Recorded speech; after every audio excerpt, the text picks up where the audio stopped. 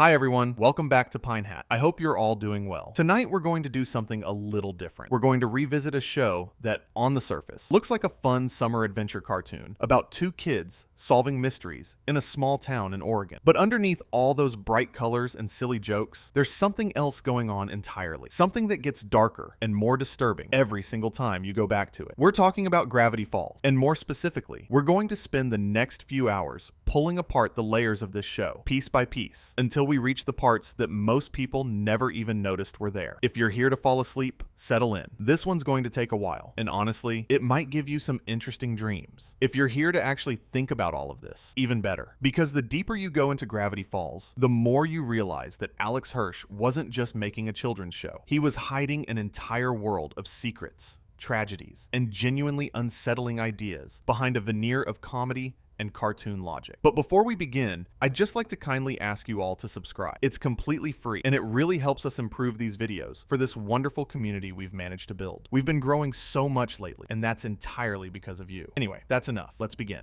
So here's the thing about Gravity Falls. When it first aired back on June 15th, 2012, on the Disney Channel, most people thought they knew what they were getting. A 12-year-old boy named Dipper and his twin sister Mabel get sent to spend the summer with their great uncle Stan in a tourist trap called the Mystery Shack, somewhere deep in the forests of Oregon. There are monsters. There are mysteries. There's a journal with a six-fingered hand on the cover. It's funny, it's charming, and it seems perfectly suited for its target audience. But from the very first frame of the very first episode, Alex Hirsch was planting seeds. Seeds that most viewers wouldn't understand for months or even years. And the first place he hid them was in the opening credits themselves. Now, if you've watched Gravity Falls even once, you've probably noticed the cryptogram that flashes at the end of the opening theme. It's a series of letters that appear for just a fraction of a second before the screen cuts to the episode. Most people, on their first watch, assume it's just a visual flourish,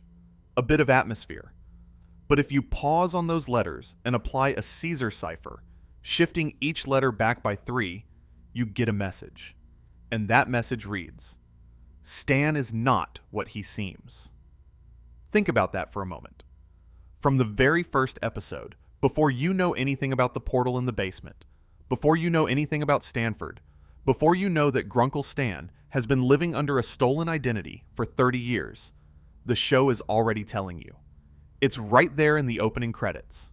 And the vast majority of viewers had absolutely no idea. But Hirsch didn't stop there. See, the opening theme also contains a whispered audio message that plays backwards. If you reverse the audio from season 1, you hear the words 3 letters back. That's the key. That's Hirsch literally telling you how to decode the cryptogram. 3 letters back. A Caesar cipher with a shift of 3. He hid the answer inside the question. And as the show progresses, the ciphers get more complex. Around episode 7, the cryptograms switch from a Caesar cipher to an @bash cipher, where you mirror the alphabet so A becomes Z, B becomes Y, and so on. And the reversed whisper in the theme changes too. Now it says, switch A with Z. Then, around episode 14, it shifts again to an A1Z26 cipher, converting letters to numbers. The whisper becomes 26 letters. And when season 2 begins, everything upgrades to a Visionaire cipher, a much more sophisticated system that requires a keyword to decode. The whisper changes one more time, to Key Visionaire. What's remarkable about all of this is the sheer intentionality of it. Hirsch designed the show so that every single episode contained a hidden message that could only be decoded if you knew which cipher system was currently in use. And the clues to figuring that out were embedded in the theme song itself. The show was literally teaching its audience cryptography in real time, rewarding the most obsessive viewers with secrets that nobody else would ever find. And those decoded messages weren't throwaway gags. Some of them were genuine foreshadowing. Some hinted at character betrayals. Some referenced events that wouldn't happen for another full season. The very first decoded message, "Stan is not what he seems," is a prophecy that doesn't fully pay off until season 2, episode 11, which is literally titled "Not What He Seems." That's over a year of real-world time between the hint and the reveal. but the ciphers are just the beginning.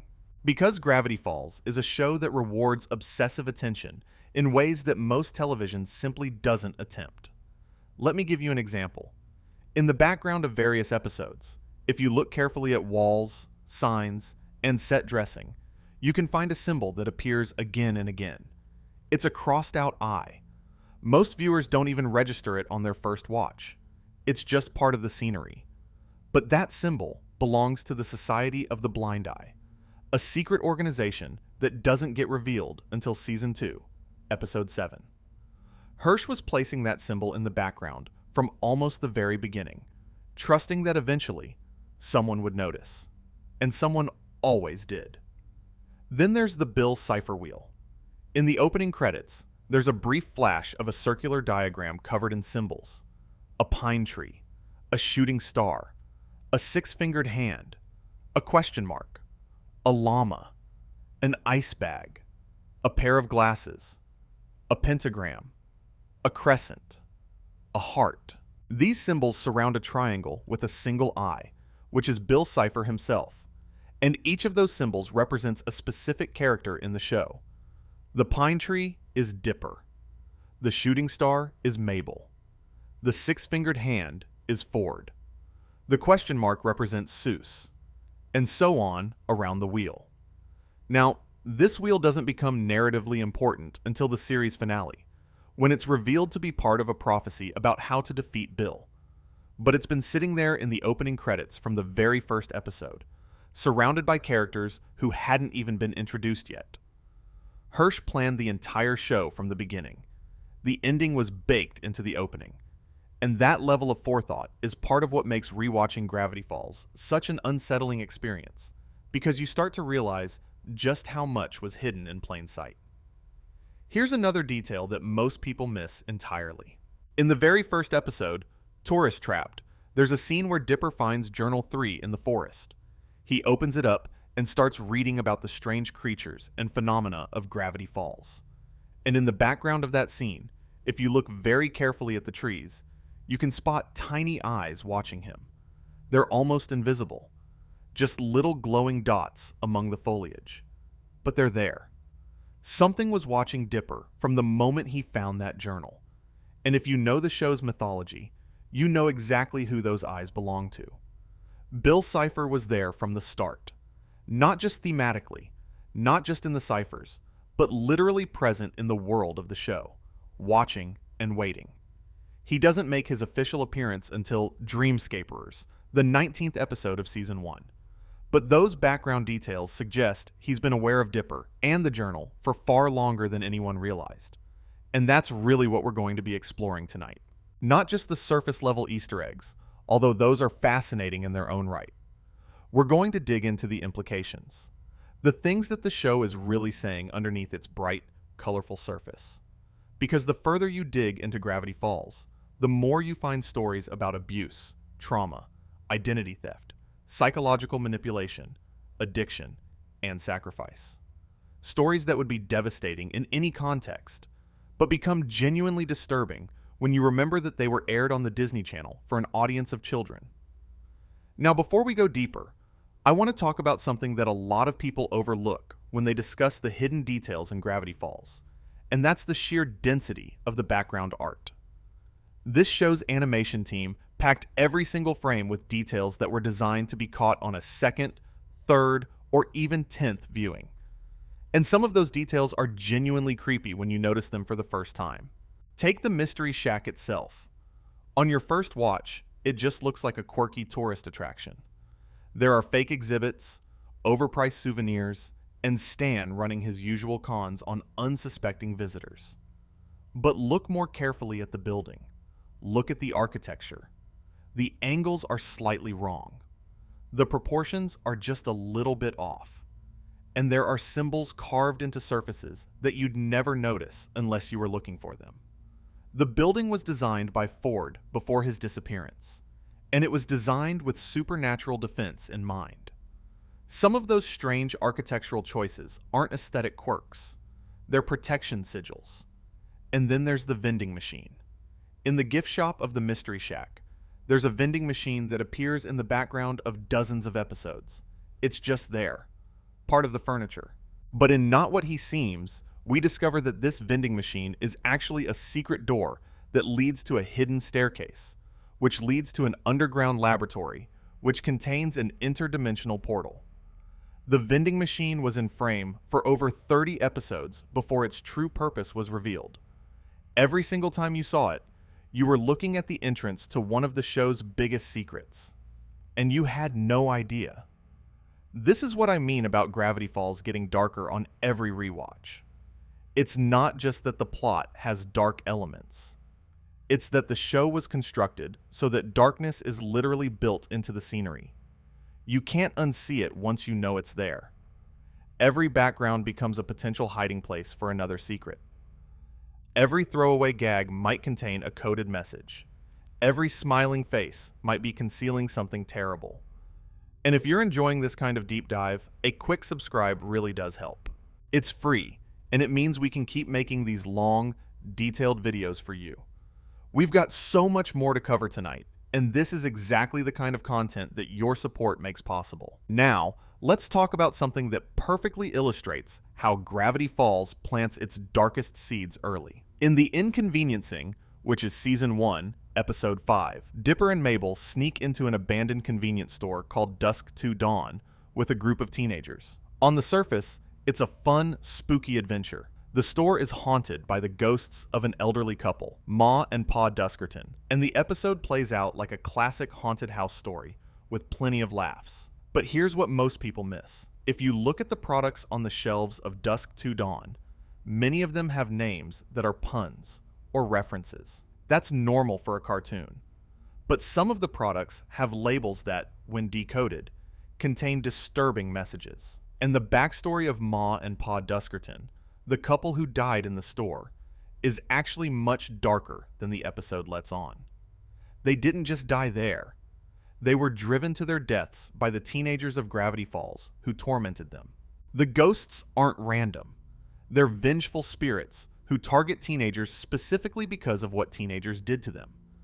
The episode frames this as comedy, but the underlying story is about elderly people being harassed to death and then spending eternity reliving their trauma. That's a pattern you'll see throughout Gravity Falls. The show gives you the comedy version first, the version that's safe for kids. But embedded within that version is a much darker story that only becomes visible when you start paying attention to the details. And the deeper you look, the worse it gets. Let me give you another example. The Hand That Rocks the Mabel, Season 1, Episode 4. This episode introduces Gideon Gleeful, a child psychic who becomes obsessed with Mabel. On the surface, Gideon is a comedic villain. He's a 10-year-old boy with a southern accent and an inflated sense of self-importance. He's funny. He's over the top. But watch the episode again with adult eyes, and what you see is a story about a child who uses manipulation, emotional blackmail, and eventually physical violence to try to force a girl into a relationship she doesn't want. Gideon literally refuses to accept that Mabel doesn't want to be his girlfriend. He escalates from charm to coercion to outright aggression, and the adults around him either enable or ignore his behavior. That's not just a cartoon villain. That's a genuinely disturbing portrait of possessive behavior and the failure of adults to protect children from it. And Hirsch plays it for laughs in a way that makes it accessible for kids. But the underlying dynamic is deeply uncomfortable when you recognize it for what it is. And Gideon's story only gets darker from there. He makes a deal with Bill Cipher. He goes to prison. He builds a giant robot to try to destroy the Mystery Shack. And in the Book of Bill, the companion book that Alex Hirsch published in 2024, we learn that Bill's treatment of Gideon during Weirdmageddon was far more cruel than the show depicted. Bill forced Gideon to perform an endless dance in a cage, wearing a humiliating sailor costume, for what felt like an eternity. And when Gideon tried to talk about the trauma afterward, Bill gaslit him, insisting that Gideon had enjoyed it. That's not cartoon villainy. That's a textbook description of how abusers rewrite their victims' experiences. But we're still in the shallow end. These are the details that attentive viewers might catch on a second or third watch. The background clues, the coded messages, the darker implications of seemingly innocent plot lines. What I want to do now is start going deeper, because the real darkness of Gravity Falls isn't in the Easter eggs. It's in the characters themselves, in the stories of the people who built this town and the secrets they've been carrying. And to understand the darkest layers of Gravity Falls, we need to start with Stanley Pines, because his story is, in many ways, the most devastating thing in the entire show. And most of it is hidden beneath a character who seems, on the surface, like nothing more than a lovable con man. Now, here's something that's easy to forget about Gravity Falls. For the entire first season, and much of the second, the audience doesn't even know Stanley's real name. We know him as Grunkle Stan, Stanford Pines, the guy who runs the Mystery Shack. He's funny. He's grumpy. He clearly loves Dipper and Mabel, even though he'd never admit it. He's the kind of character who makes you laugh every time he's on screen. But in Not What He Seems, the 11th episode of Season 2, everything changes. We learn that the man we've been calling Stanford Pines for the entire show is actually Stanley Pines. And the real Stanford Pines, his twin brother, has been trapped in another dimension for 30 years. Let that sink in. For over 30 episodes, the main adult character of the show has been lying about his identity. Not in a small way, in the most fundamental way possible. He stole his brother's name. He faked his own death. He assumed a completely different identity and maintained that lie for 3 decades. And the audience, just like the characters in the show, had no idea. But the really dark part isn't the identity theft itself. It's why it happened. And to understand that, we need to go back to the beginning. Back to Glass Shard Beach, New Jersey, where Stanley and Stanford Pines grew up. Stan and Ford were twins, but they couldn't have been more different in the ways that mattered to their father, Philbrick Pines. Ford was the smart one, the genius.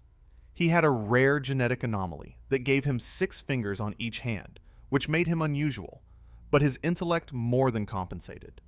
He was destined for greatness. Their father saw Ford as the family's ticket out of poverty.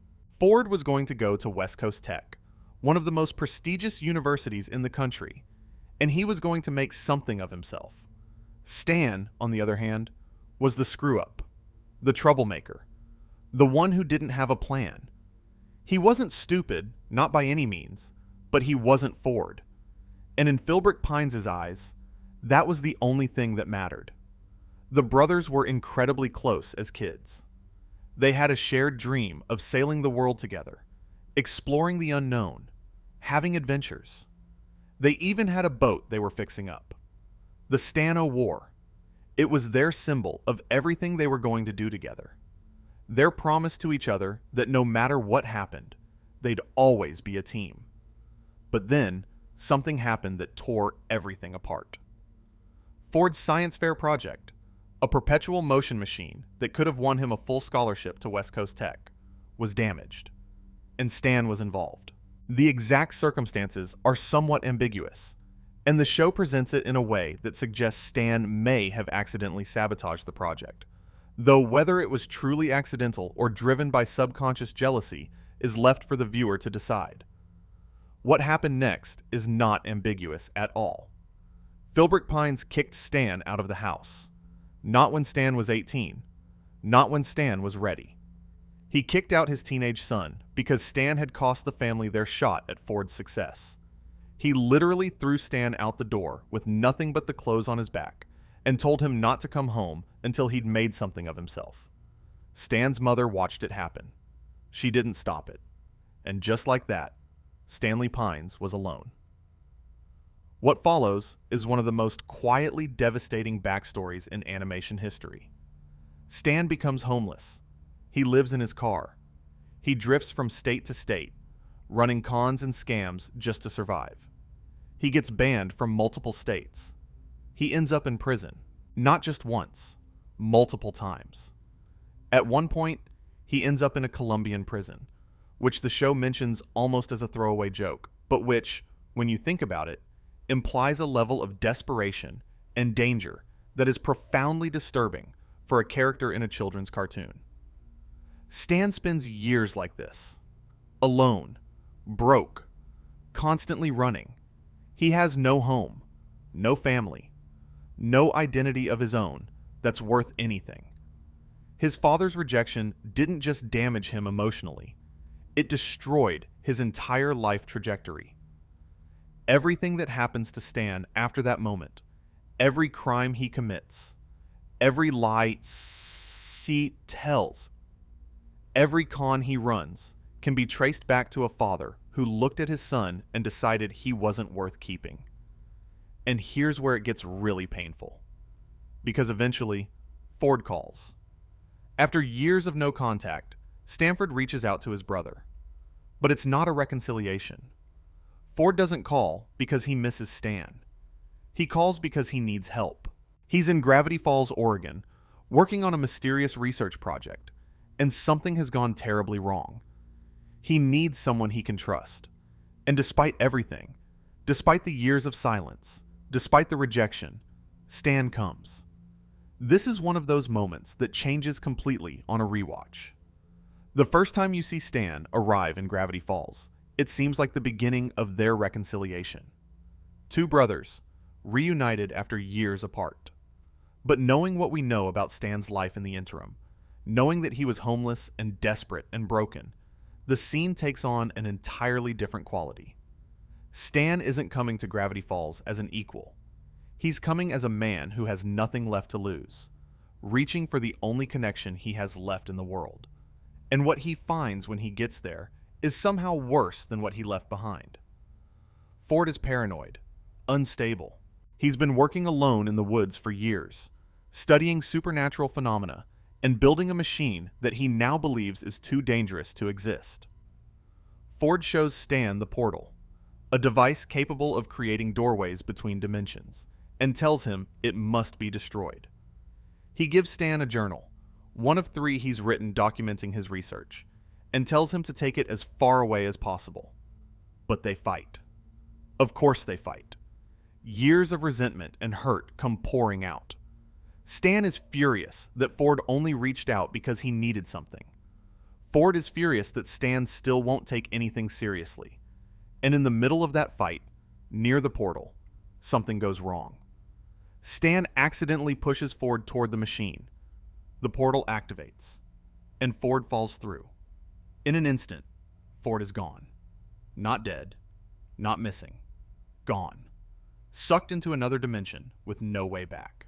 And Stan is left standing alone in the basement of a house in the middle of nowhere, staring at a broken machine, holding a journal he doesn't understand, knowing that he just lost his brother to something that shouldn't exist. This is where the 30-year lie begins. And this is where Stan's story shifts from tragic to almost unbearable. Because Stan doesn't leave. He doesn't call for help. He doesn't tell anyone what happened. Instead, he does the only thing he knows how to do. He cons. He takes Ford's identity. He takes Ford's house. He fakes his own death so that nobody comes looking for Stanley Pines. And then he spends the next 30 years of his life trying to figure out how to bring his brother back. 30 years. Think about that. 30 years of living under a stolen name, running a tourist trap to fund his research, teaching himself physics and engineering and interdimensional mechanics. All alone, all in secret, all driven by a guilt so deep that he couldn't stop. Even when every rational part of him must have been screaming that it was hopeless. Stan gave up his entire life for a brother who, in many ways, had already given up on him. And here's the detail that makes it even worse. Stan wasn't good at the science. He wasn't Ford. He didn't have the genius-level intellect that built the portal in the first place. Every breakthrough he made, he had to fight for. Every equation he solved took him 10 times longer than it would have taken Ford. He burnt himself. He electrocuted himself. He failed over and over and over again. But he kept going. For 30 years. Because the alternative was accepting that his brother was gone forever, and that it was his fault.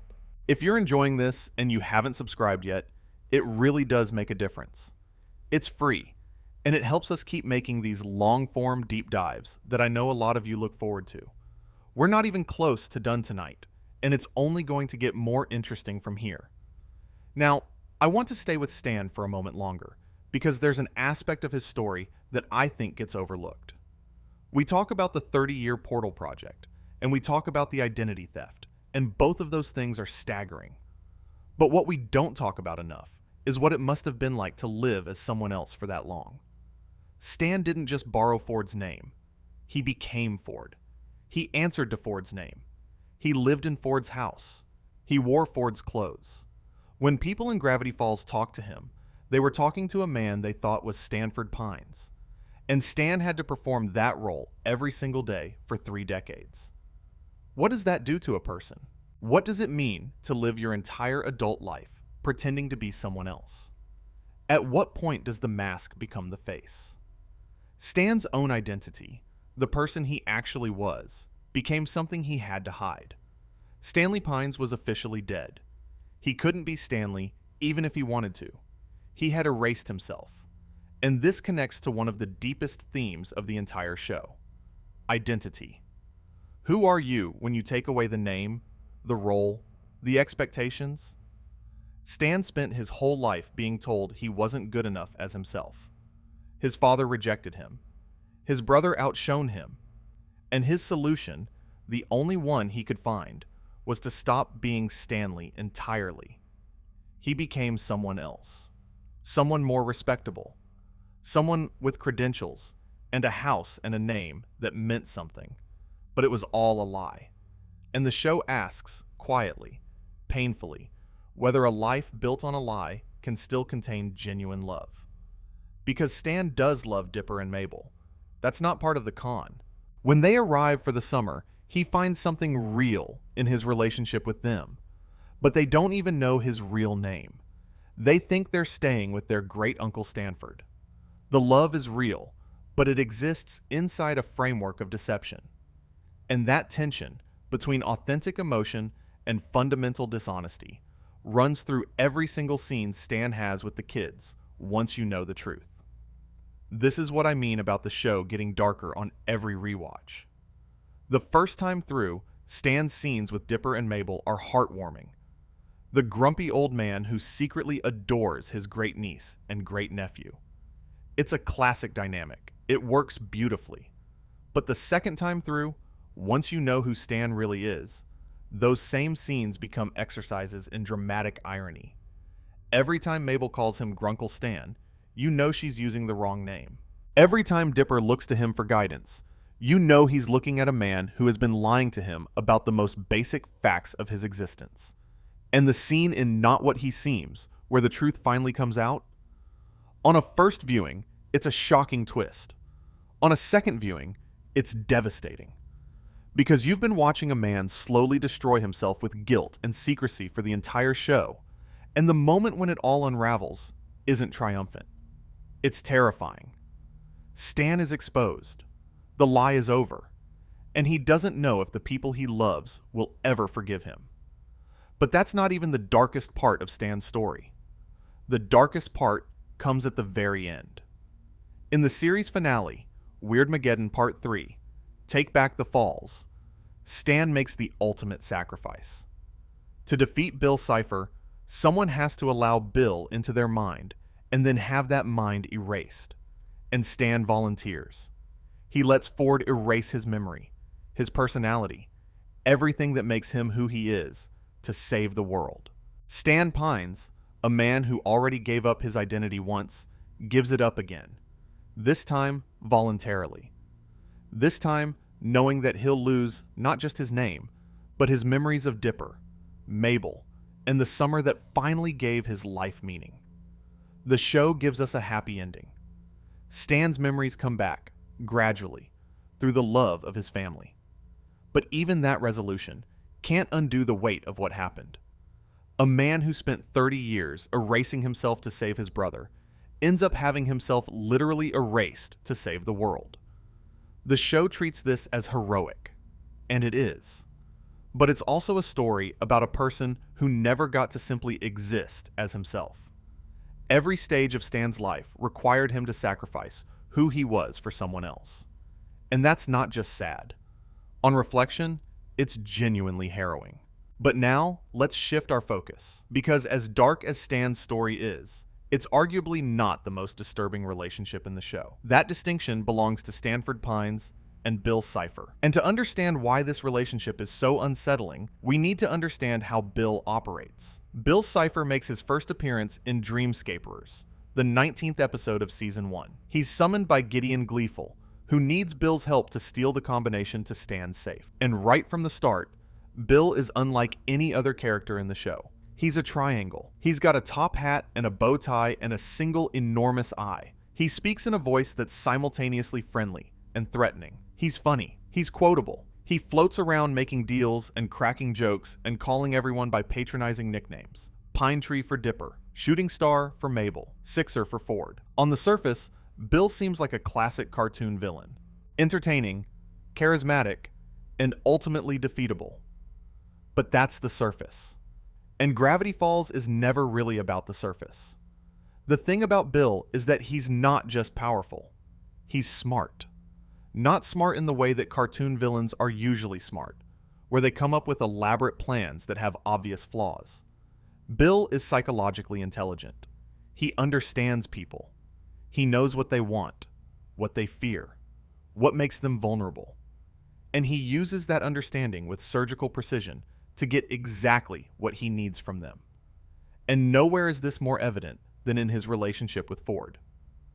Now, this is where things start to get really interesting. Ford came to Gravity Falls as a young researcher, drawn by the town's unusually high concentration of supernatural phenomena. He was brilliant. He was driven. He was also deeply isolated. Ford had spent his entire life feeling like an outsider because of his 6 fingers, and his academic career, while successful, hadn't brought him the human connection he craved. He was alone in the woods, studying things that most people would think were insane, and he was desperate for someone who understood him. Enter Bill Cipher. Bill approached Ford not as an enemy, not as a tempter, not as a deal-making demon. He approached Ford as a muse. He told Ford that every century he chose one brilliant mind to inspire, one special person who was capable of understanding the deeper truths of the universe. And he chose Ford. Think about how that must have felt. Here's a man who has spent his entire life feeling different, feeling alone, feeling like nobody truly sees him. And suddenly, an immensely powerful being from another dimension appears and tells him that he's special, that he was chosen, that his differences, the very things that set him apart from everyone else, are exactly what make him worthy of attention. It's flattering, it's intoxicating, and it's a lie. Because Bill didn't choose Ford for his brilliance. He chose Ford for his vulnerability. Bill needed someone to build a portal between dimensions, a doorway that would allow Bill to enter the physical world and reshape it according to his will. And he needed that person to be smart enough to do the work, but isolated enough that no one would stop them. Ford was perfect, not because he was special, but because he was alone. And this is where the relationship between Ford and Bill starts to mirror something much more real and much more disturbing than a typical cartoon villain dynamic. Because what Bill does to Ford is, quite frankly, textbook emotional abuse.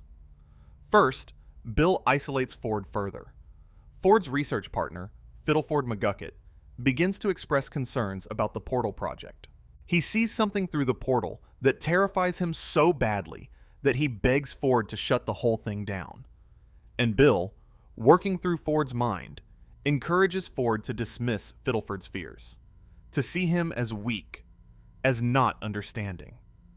Bill positions himself as the only one who truly gets Ford, the only one whose opinion matters, and gradually cuts Ford off from the few human connections he has left. Then Bill starts gaslighting. When Ford begins to have doubts about the portal, Bill reassures him, flatters him, tells him that the work is too important to stop, that the doubts are just fear, and that fear is beneath someone of Ford's intellect. Bill makes Ford feel stupid for questioning him and brilliant for obeying him. It's a push and pull dynamic that's designed to keep Ford off balance, never quite sure whether to trust his own instincts or defer to Bill's seemingly superior knowledge. And then there's the possession. Bill doesn't just talk to Ford, he enters Ford's mind.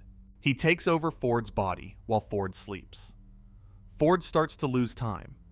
He wakes up in places he doesn't remember going, with injuries he doesn't remember getting. His journal entries, which were once neat and methodical, become erratic. His handwriting changes. There are pages stained with what appears to be blood. Ford is losing control of his own body, and Bill is using it for purposes that Ford doesn't fully understand. This is what makes the Ford and Bill relationship so much darker than it initially appears. On the surface, it's a story about a scientist who made a deal with a demon. That's a classic trope. Faust. It's as old as literature itself. But Hirsch takes it somewhere much more specific and much more painful. The dynamic between Ford and Bill isn't just Faustian. It's abusive. Bill behaves like a controlling partner who systematically breaks down his victim's sense of self, isolates them from support systems, and makes them believe that the abuse is actually love. And the show acknowledges this. In The Last Mabelcorn, the 15th episode of Season 2, Ford reveals that he eventually realized Bill's true nature and had a metal plate surgically embedded in his skull to prevent Bill from entering his mind. Think about that. Ford was so traumatized by what Bill did to him that he had metal put inside his head as a form of protection. That's not a cartoon plot point. That's a survival mechanism. Now, here's something most people miss about this part of the story. We tend to focus on the portal and the cosmic implications of Bill's plan. The end of the world. Weirdmageddon. The big dramatic stuff. But the real horror of the Ford and Bill relationship is personal. It's intimate. It's about a lonely man who thought he'd finally found someone who understood him, only to discover that the connection was manufactured, the affection was tactical, and the person he trusted most was using him as a tool. And if you're someone who's ever been in a relationship like that, where someone made you feel special as a way to control you, Ford's story isn't just dark. It's painfully recognizable. The Book of Bill, which Hirsch published in 2024, makes this even more explicit. The book is written from Bill's perspective, and in it, Bill describes his relationship with Ford in terms that read like a toxic ex reminiscing about a past partner. He talks about how Ford was his favorite, how no one understood Ford the way Bill did, how Ford threw away something beautiful when he rejected Bill's influence. The language Bill uses is possessive, manipulative, and disturbingly intimate. It sits, as one critic noted, somewhere between "I love you" and "I want to see you dead." And the book reveals something even worse. There's a scene where Bill, while possessing Ford's body, goes to a payphone and attempts to make a call. The call is to Stan. And the message Bill intended to leave, posing as Ford, was designed to be a psychological weapon. He wanted Stan to believe that Ford was in crisis, that Ford blamed Stan for everything, and that Ford was never coming back. The call didn't go through because the payphone was broken, but the intent was there. Bill was trying to use Ford's body to inflict maximum emotional damage on the one person who might eventually come to Ford's rescue. That's not cartoon villainy. That's something far more insidious. And the fact that it almost worked, that it failed only because of a broken machine, makes it even more chilling. Bill was willing to destroy Ford's family relationships while wearing Ford's face. The violation is almost too complete to process. And if you're still with me, if you haven't subscribed yet, now might be a good time. Because we're about to go even deeper, and I want to make sure we can keep bringing you this kind of content. Every subscription, every like, it all helps more than you know. And we're just getting started. Now I want to talk about a character who I think might have the most tragic story in all of Gravity Falls, and that's Fiddleford Hadron McGucket. When we first meet McGucket, he seems like a joke. He's the local kook, the town weirdo. He lives in the junkyard, he talks to himself, he builds bizarre machines out of scrap metal, and everyone in Gravity Falls treats him like he's harmless but crazy. He's comic relief, pure and simple. Old Man McGucket, the crazy guy who eats things off the ground. But Society of the Blind Eye, the 7th episode of Season 2, reveals that McGucket isn't what he appears to be. Just like Stan isn't what he seems, McGucket isn't what he looks like. Because Fiddleford McGucket used to be a genius. Before Gravity Falls, McGucket was a brilliant engineer. He had a family, a wife named Emma May, a son named Tate. He was one of the smartest people in the country. And when Ford invited him to Gravity Falls to help with the Portal project, McGucket came willingly. He left his family behind and threw himself into the work because he believed in what Ford was doing. But then McGucket saw something through the portal. The show never fully reveals what he saw, but whatever it was, it broke him. It terrified him so completely that he begged Ford to shut down the project immediately. Ford, already under Bill's influence, refused, and McGucket, unable to cope with what he'd witnessed, made a choice that would define the rest of his life. He built a gun that could erase memories. Now, on the surface, this seems like a reasonable response. You saw something terrible. You want to forget it. You have the engineering skill to build a device that can make that happen. So you use it. You erase the memory of what you saw through the portal, and you move on. But McGucket didn't stop there. And this is where his story goes from tragic to genuinely horrifying. Because the memory gun worked, it erased the traumatic memory, but it also left a gap, a hole where the memory used to be. And that hole felt wrong. It felt like something was missing, even if McGucket couldn't remember what. So he used the gun again, and again, and again. Over the following months and years, McGucket used the memory gun compulsively. Every time he encountered something strange or frightening in Gravity Falls. And in Gravity Falls, that happened a lot. He'd erase the memory. Every time he felt anxious or afraid, or reminded of whatever he'd seen through the portal, he'd erase the memory. It became an addiction, a coping mechanism that was slowly destroying his mind. And here's the devastating part. The memory gun didn't just erase specific memories. With repeated use, it caused cumulative brain damage. McGucket's intellect began to deteriorate. His personality changed. He became erratic, confused, and eventually incapable of functioning normally. The brilliant engineer, who could have been one of the great minds of his generation, reduced himself to the town crazy person, one memory at a time. But it gets worse. Because McGucket didn't just forget the bad things.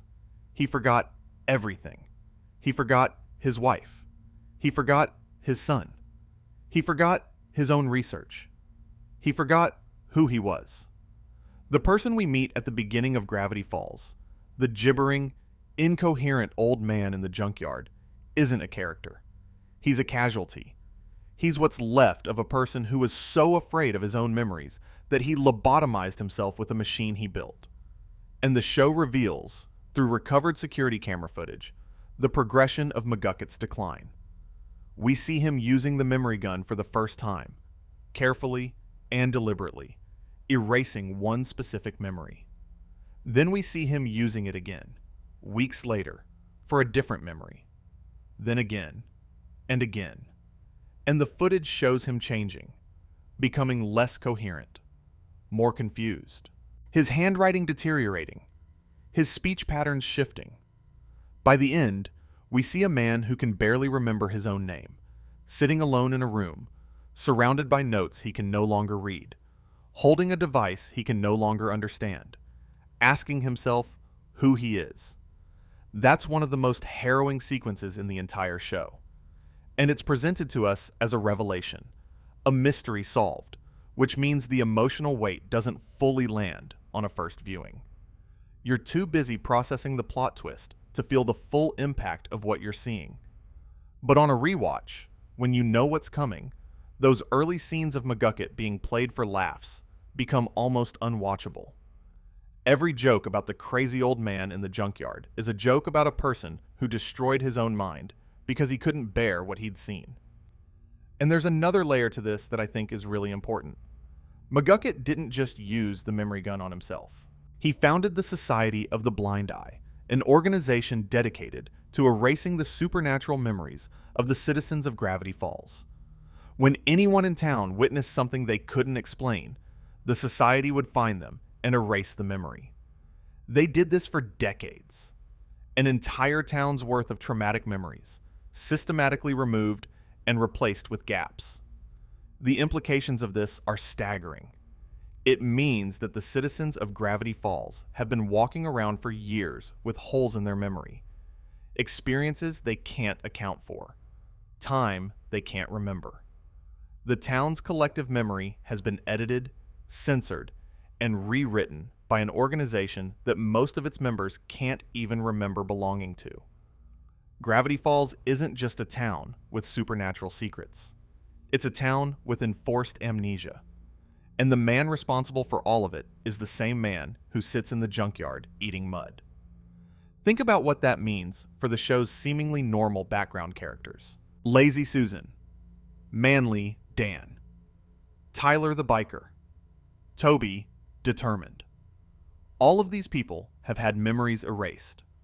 All of them have gaps in their personal histories that they can't explain. And none of them know it. They go about their daily lives, completely unaware that their perception of reality has been deliberately manipulated. This is Gravity Falls at its darkest. Not monsters and demons, but the systematic alteration of human consciousness. The idea that your own memories might not be trustworthy. That the life you remember living might not be the life you actually lived. That someone could reach into your mind and cut pieces out, and you'd never know it happened. And here's the thing that really gets me. McGucket started the Society of the Blind Eye with good intentions. He genuinely believed he was helping people. He saw the pain that supernatural encounters caused, and he thought the most compassionate thing to do was to take that pain away. But what started as compassion became something much darker. An institutionalized system of memory suppression that robbed an entire town of their ability to understand their own reality. The road to hell, as they say, is paved with good intentions. And McGucket's road led to a town full of people with edited minds and a man who can no longer remember why he's crying. Now, while we're on the subject of families and the damage they inflict, I want to turn our attention to the Northwests, because the Northwest family represents something different from the personal tragedies of Stan and McGucket. They represent institutional darkness, generational corruption, the kind of evil that doesn't need a single villain because it's built into the family itself. The Northwests are the wealthiest and most prestigious family in Gravity Falls.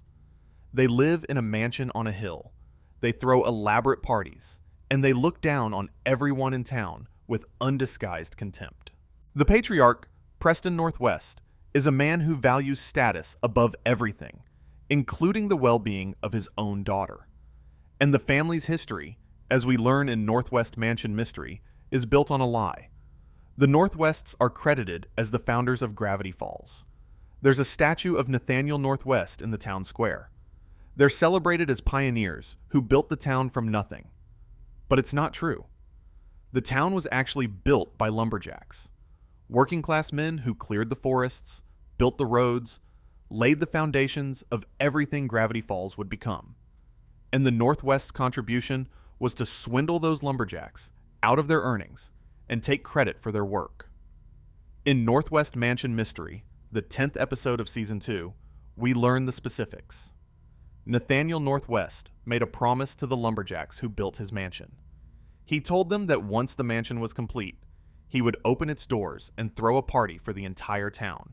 The lumberjacks built the mansion, and when it was done, Nathaniel shut the gates and refused to let any of them in.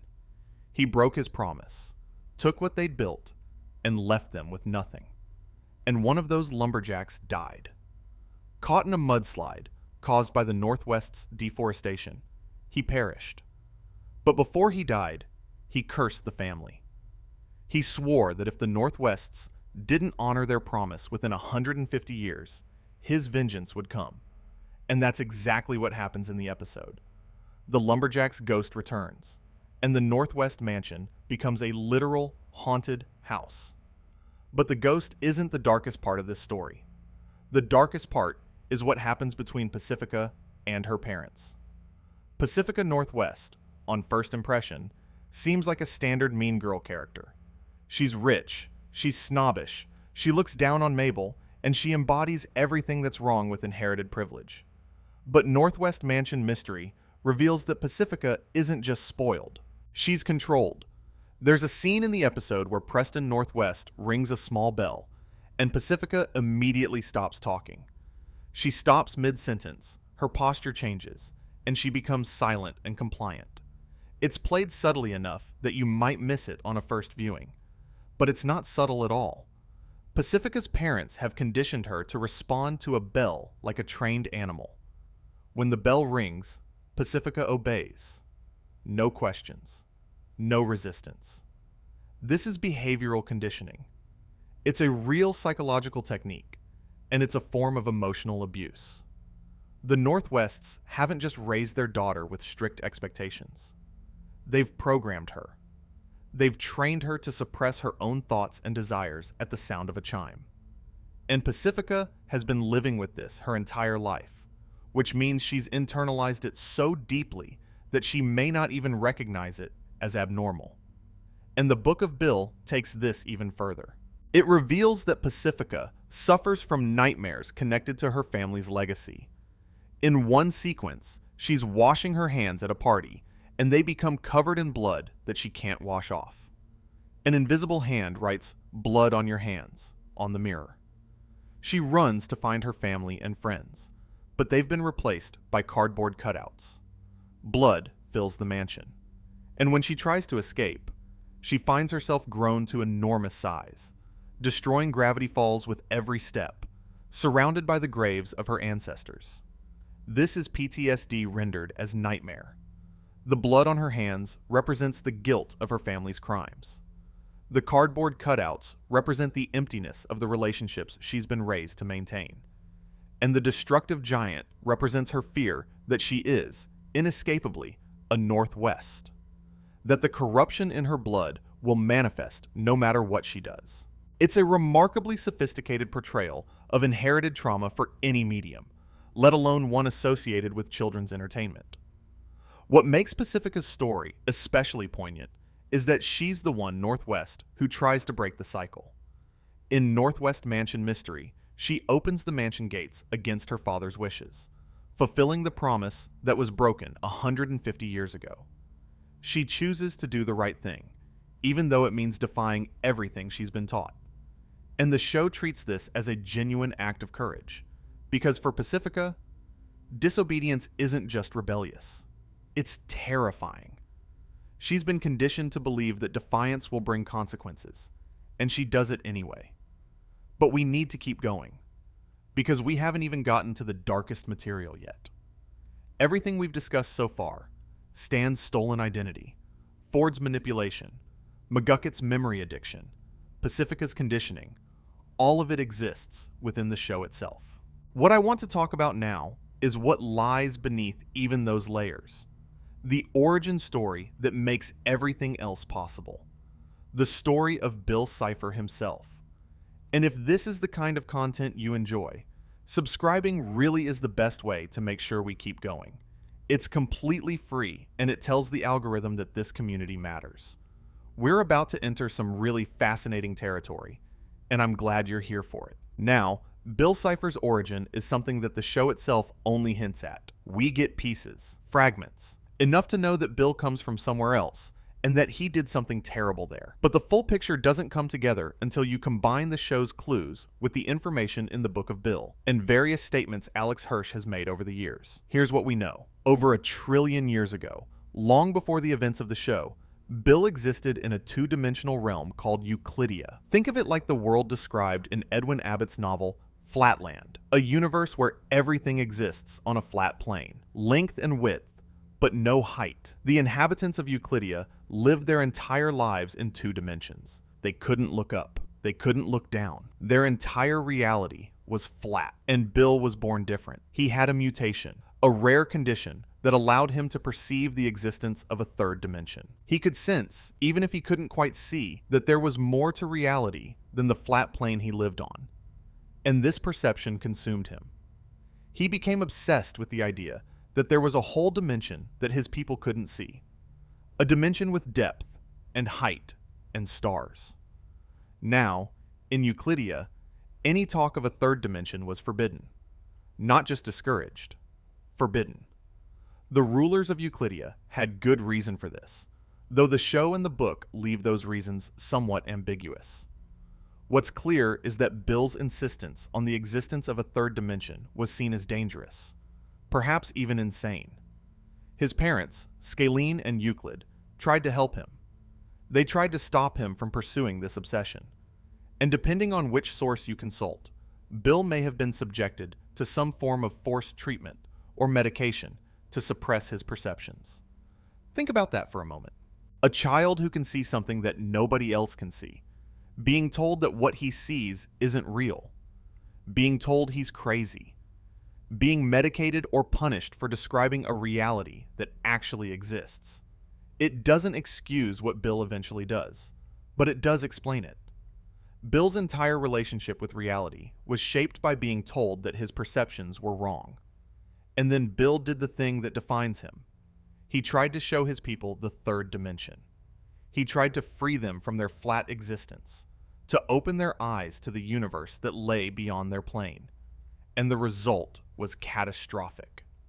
Bill didn't just fail. He destroyed Uklidia. The entire dimension burned. Every living being in it, including his parents, was killed. Bill's attempt to liberate his world annihilated it. And here's where Bill's story becomes genuinely complex, in a way that most cartoon villains never achieve, because the destruction of Uklidia wasn't necessarily intentional. The evidence from the show, the book, and Hirsch's statements suggests that Bill was trying to do something he believed was good. He wanted to help his people see the truth. He wanted to share the beauty of the third dimension with everyone he loved, and instead, he killed them all. The Axelottle, a mysterious cosmic entity that appears in the Gravity Falls expanded universe, has a poem about Bill that includes the lines, "Saw his own dimension burn, misses home and can't return, says he's happy, he's a liar, blame the arson for the fire, says he's happy, he's a liar." That line alone recontextualizes everything Bill does in the show. Every joke he cracks, every deal he makes, every moment of chaotic glee, it's all performance. Underneath the top hat and the bow tie and the all-seeing eye, Bill is a being defined by a loss so total that he can't even acknowledge it. He destroyed everyone he ever loved, and he's been running from that truth for 1 trillion years. And here's what makes it even more devastating.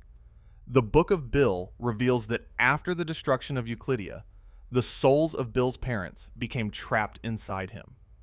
For nearly 1 trillion years, the people he killed have been carried within the being that killed them. Bill doesn't just remember what he did. He's literally carrying the evidence of it everywhere he goes. There are moments in the Book of Bill where Bill's writing becomes erratic. The text starts to glitch. Words are obscured. And in those moments, you can catch fragments of genuine emotion. Guilt, grief, horror at what he's done. But they're always quickly buried under another joke, another threat, another act of chaos. Because that's how Bill copes. He turns everything into performance. He makes the pain into comedy. And he's been doing it for so long that he may have convinced himself it's real. But as the Axelottle says, he's a liar. This adds an entirely new dimension to every scene Bill appears in throughout the show. When Bill possesses Dipper's body in sock opera and gleefully throws himself downstairs, stabs himself with forks, and marvels at the sensation of pain, it's funny on the surface. But knowing Bill's backstory, it takes on a different quality. This is a being who existed for eons without a physical form, without the ability to touch or feel or experience the material world. His eagerness to feel pain isn't just alien curiosity. It's the desperate craving of something that has been numb for longer than human civilization has existed. And when Bill tries to merge the nightmare realm with the physical world during Weirdmageddon, his motivation isn't just conquest, it's homecoming.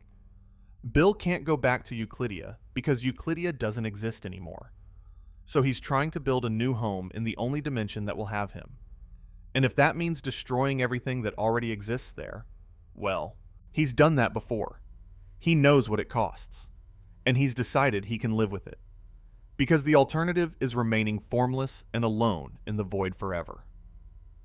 None of this excuses Bill's actions. He's a monster by any reasonable definition. He tortures people. He manipulates them. He treats sentient beings as toys.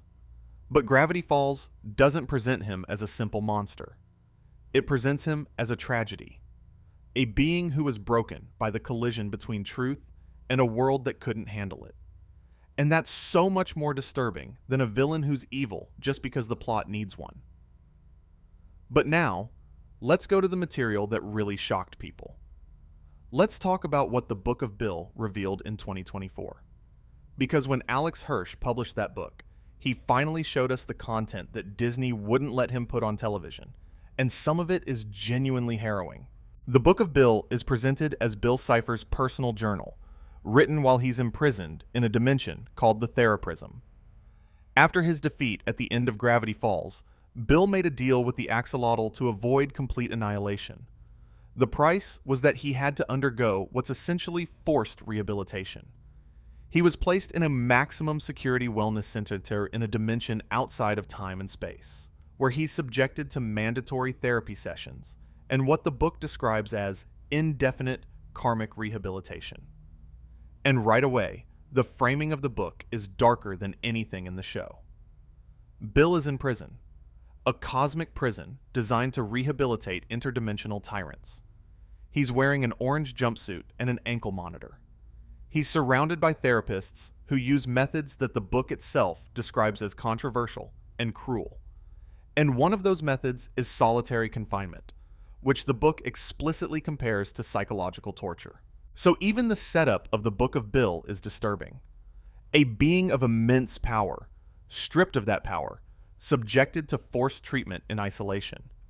It's prison, but cosmic. And the fact that it's played as both darkly comic and genuinely upsetting is a testament to Hirsch's skill as a writer. But the real darkness is in the details. The book contains content that would never, ever have been allowed on Disney Channel. We're talking about graphic imagery of human body parts, realistic depictions of violence, pages stained with blood, and scenes of psychological manipulation that are far more explicit than anything the show attempted. One of the most discussed revelations in the Book of Bill is what happened while Bill was possessing Ford's body. The show gives us hints. We know Bill controlled Ford while he slept. We know Ford lost time. We know there were injuries. But the book fills in the gaps, and what it reveals is profoundly disturbing. While possessing Ford, Bill did things that Ford would never have done. He used Ford's hands to hurt people. He used Ford's voice to say things that Ford would never have said. And one of the most chilling, specific examples is the payphone call I mentioned earlier. Bill, wearing Ford's body, attempted to call Stan and leave a message designed to psychologically devastate him. The message, posing as Ford, was crafted to make Stan believe that his brother was in despair, that the situation was hopeless, and that Ford blamed Stan for everything. The intent was to push Stan to a breaking point, to use a fake crisis call as a weapon. The call didn't go through. The payphone was broken. But the fact that Bill conceived of it, that he understood exactly how to weaponize the brothers' complicated relationship against them, reveals a level of cruelty that goes far beyond the cartoon villainy we see in the show. This isn't a demon trying to take over the world. This is a psychological predator who understands human pain intimately and uses it deliberately. And then there's the physical dimension of Bill's cruelty while possessing Ford. The book describes a scene where Bill drives a nail through Ford's hand. Not his own hand, Ford's hand. Bill is a passenger in someone else's body, and he's deliberately damaging it. He's hurting Ford in the most literal way possible, using Ford's own body as the instrument of that pain. And Ford is aware of it. He's trapped inside his own mind, watching someone else use his hands to hurt himself, and he can't stop it. I want to sit with that for a moment, because I think it's one of the most genuinely disturbing concepts in the entire Gravity Falls mythology. The idea of being trapped inside your own body while someone else controls it. Watching your hands do things you'd never choose to do. Feeling pain that someone else is deliberately inflicting on you through your own flesh. It's body horror at its most intimate. And Gravity Falls, a show that aired on the Disney Channel, built one of its central relationships around this concept. The Book of Bill also expands on Bill's manipulation tactics in ways that are uncomfortably realistic. There are pages where Bill writes about Ford the way an abusive partner writes about an ex. He talks about how special Ford was, how no one else understood him the way Bill did, how Ford threw away something beautiful when he tried to break free. The language shifts between possessive affection and contemptuous dismissal, sometimes within the same paragraph. And it's clearly designed to make the reader understand that Bill's relationship with Ford wasn't just manipulative. It was, in its own twisted way, personal. Bill felt something for Ford. Not love, not anything that healthy people would recognize as love, but something. An obsessive, controlling, consuming fixation that Bill himself might call love if he had the emotional vocabulary for it. And this is what elevates Gravity Falls beyond most animated shows. The villain isn't just powerful. He's emotionally complex. His cruelty isn't random. It's specific, targeted, and rooted in a personal history that makes it comprehensible, even as it remains inexcusable. You understand why Bill does what he does, and that understanding makes it worse, not better. Now, if you're still with me and you're finding this as fascinating as I do, subscribing is genuinely the best way to support what we do here. Every new subscriber tells us that these deep dives matter, that this community wants thoughtful, long-form content that actually explores these stories in depth, and that's what keeps us going. Now, I want to talk about Weirdmageddon itself, because the apocalypse that Bill unleashes in the final episodes of Gravity Falls contains some of the most disturbing imagery in the entire show, and a lot of it goes by so quickly that viewers don't fully register what they're seeing. When Bill enters the physical world through the rift, he doesn't just conquer Gravity Falls, he reshapes it. Reality itself becomes malleable. The laws of physics stop working. Geometry becomes hostile. And the people of Gravity Falls are subjected to horrors that the show depicts with remarkable boldness for a Disney production. The most iconic image from Weirdmageddon is Bill's throne. When Bill establishes himself as the ruler of his new domain, he creates a throne to sit on. And that throne is made of people, not representations of people, not statues or mannequins. Actual citizens of Gravity Falls, frozen alive, their bodies contorted into the shape of furniture. Bill literally sits on a chair made of living, conscious human beings who have been turned to stone but remain aware. Let me say that again, because I think it's easy to let that slide past you. The people in the throne are alive. They're aware. They're frozen in place, unable to move or speak, while a trillion-year-old demon uses their bodies as a seat. That's not a cartoon villain being menacing.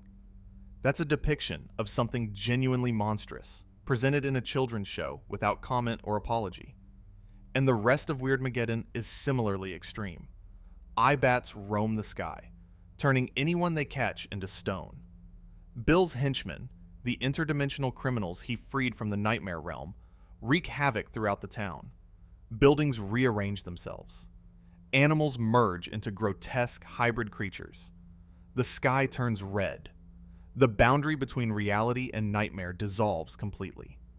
And through all of this, the townspeople of Gravity Falls are helpless. Remember, these are people whose memories have been systematically erased by the Society of the Blind Eye for decades. They've been deliberately kept ignorant of the supernatural forces that surround them. And now, when those forces finally erupt into their reality, they have no framework for understanding what's happening. No preparation, no defenses. They're lambs in a slaughterhouse, and the slaughter was made possible by the very mechanism that was supposed to protect them. That's darkly ironic in a way that I think deserves more attention than it usually gets. McGucket built the memory gun to protect people from the trauma of supernatural encounters. He founded the Society of the Blind Eye to ensure that the citizens of Gravity Falls could live normal lives without being haunted by what they'd seen. But by erasing those memories, he also erased their ability to prepare for a threat they would inevitably face. The protection became the vulnerability. The cure enabled the disease. And then there's the resolution. The way Bill is defeated. I've already mentioned that Stan sacrifices his memories to trap Bill inside his mind so that Ford can erase them both. But I want to focus on what that scene actually depicts, because it's more disturbing than it might seem on first viewing. What happens is this. Ford disguises himself as Stan, and Stan disguises himself as Ford. Bill, trying to get the equation he needs to escape Gravity Falls, enters what he thinks is Ford's mind. But it's actually Stan's. And once Bill is inside, Ford uses the memory gun to erase Stan's entire consciousness. We see this happen. We see Stan's mindscape, the internal landscape of his thoughts and memories, begin to dissolve. We see his memories of Dipper and Mabel disappear. We see the Mystery Shack crumble. We see Stan himself, standing in the middle of his own mind, watching everything he is be consumed by white light. And through it all, Stan knows what's happening. He chose this. He volunteered to have his mind destroyed. And then there's the moment where Bill realizes what's happening. He's trapped. There's no escape. The mind he's in is being erased, and he's going with it. And for the first time in the entire show, Bill Cipher is afraid. Not annoyed, not angry, afraid. The being who destroyed a dimension without remorse is suddenly terrified because he's about to be destroyed himself. And his last act, before the erasure is complete, is to reach out and speak backwards, invoking the name of the Axelottle in a desperate bid for survival. Axolotl. My time has come to burn. I invoke the ancient power that I may return. Even in his final moment, Bill is making a deal, cutting a bargain, playing an angle. It's who he is. It's who he's always been. The deal maker, the trickster, the one who always finds a way out. And this time, somehow, it works. The Book of Bill confirms that Bill's invocation was successful. The Axolotl heard him and gave him another chance. Not freedom, but existence. Not life, but the theraprism. A prison instead of oblivion. And that brings us to something I find genuinely philosophical about Gravity Falls. The show asks a question that it never quite answers directly, but that hangs over everything. Is oblivion worse than suffering? Bill faces this question in his final moment. Stan faces it when he volunteers to lose his memories. McGucket faces it every time he points the memory gun at his own head. And none of them get a clean answer. Stan's memories come back, but there's no guarantee they would have. McGucket's mind is damaged, possibly permanently. And Bill, who chose existence over oblivion, ends up in a prison that sounds worse than death. Gravity Falls doesn't offer easy answers about any of this. It doesn't tell you that sacrifice is always worth it, or that memory is always a blessing, or that survival is always better than the alternative. It presents these impossible choices and lets them sit there, unresolved, for the audience to wrestle with. And that's remarkable for any show, let alone one aimed at children. But there's even more in the Book of Bill that we haven't touched on yet. And some of it is the kind of thing that makes you wonder how it got published at all. The book contains what can only be described as torture scenes. Not cartoonish, exaggerated violence. Detailed, psychologically specific depictions of suffering. Bill's treatment of his victims isn't just cruel, it's personalized. He figures out what each person fears most and designs their punishment around it. With Gideon, it's humiliation. Bill forces Gideon into a cage and makes him perform a cute dance in a sailor costume for eternity. It sounds absurd when you describe it, and it is absurd, but the book makes clear that for Gideon, a character whose entire identity is built on power and control, being reduced to a performing animal was a form of psychological destruction. And afterward, when Gideon tries to talk about what happened, Bill gaslights him. He tells Gideon that he enjoyed it, that the dancing was fun, that Gideon is remembering it wrong. This is a specific and recognizable pattern of abuse. The abuser inflicts suffering and then denies that the suffering occurred. The victim is left doubting their own experience. And the fact that Hirsch wrote this into a Gravity Falls companion book with this level of psychological specificity suggests that he's fully aware of the real-world dynamics he's depicting. This isn't accidental. This isn't a case of a cartoon accidentally resembling something dark. This is deliberate, informed portrayal of abuse. The book also contains Bill's personal commentary on the events of the show, and some of it reveals things that are deeply unsettling. Bill discusses his approach to manipulation with clinical detachment. He explains how he identified Ford's vulnerabilities, how he crafted his persona to appeal to Ford's specific insecurities, how he escalated his control gradually, always maintaining the illusion of partnership while steadily erasing Ford's autonomy. Reading it is like reading a predator's manual. Bill lays out his techniques with pride, as if they're accomplishments, and in a way, they are. Bill is extraordinarily good at what he does. He's good at finding lonely, vulnerable people, making them feel special, and then using that manufactured connection to control them.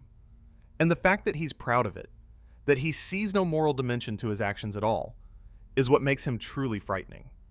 Because here's the thing about Bill that separates him from most fictional villains.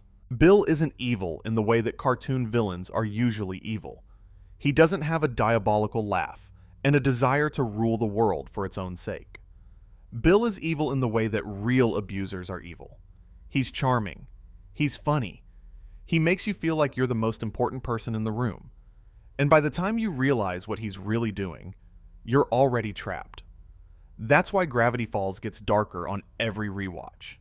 Not because the show adds new darkness each time, but because your understanding deepens.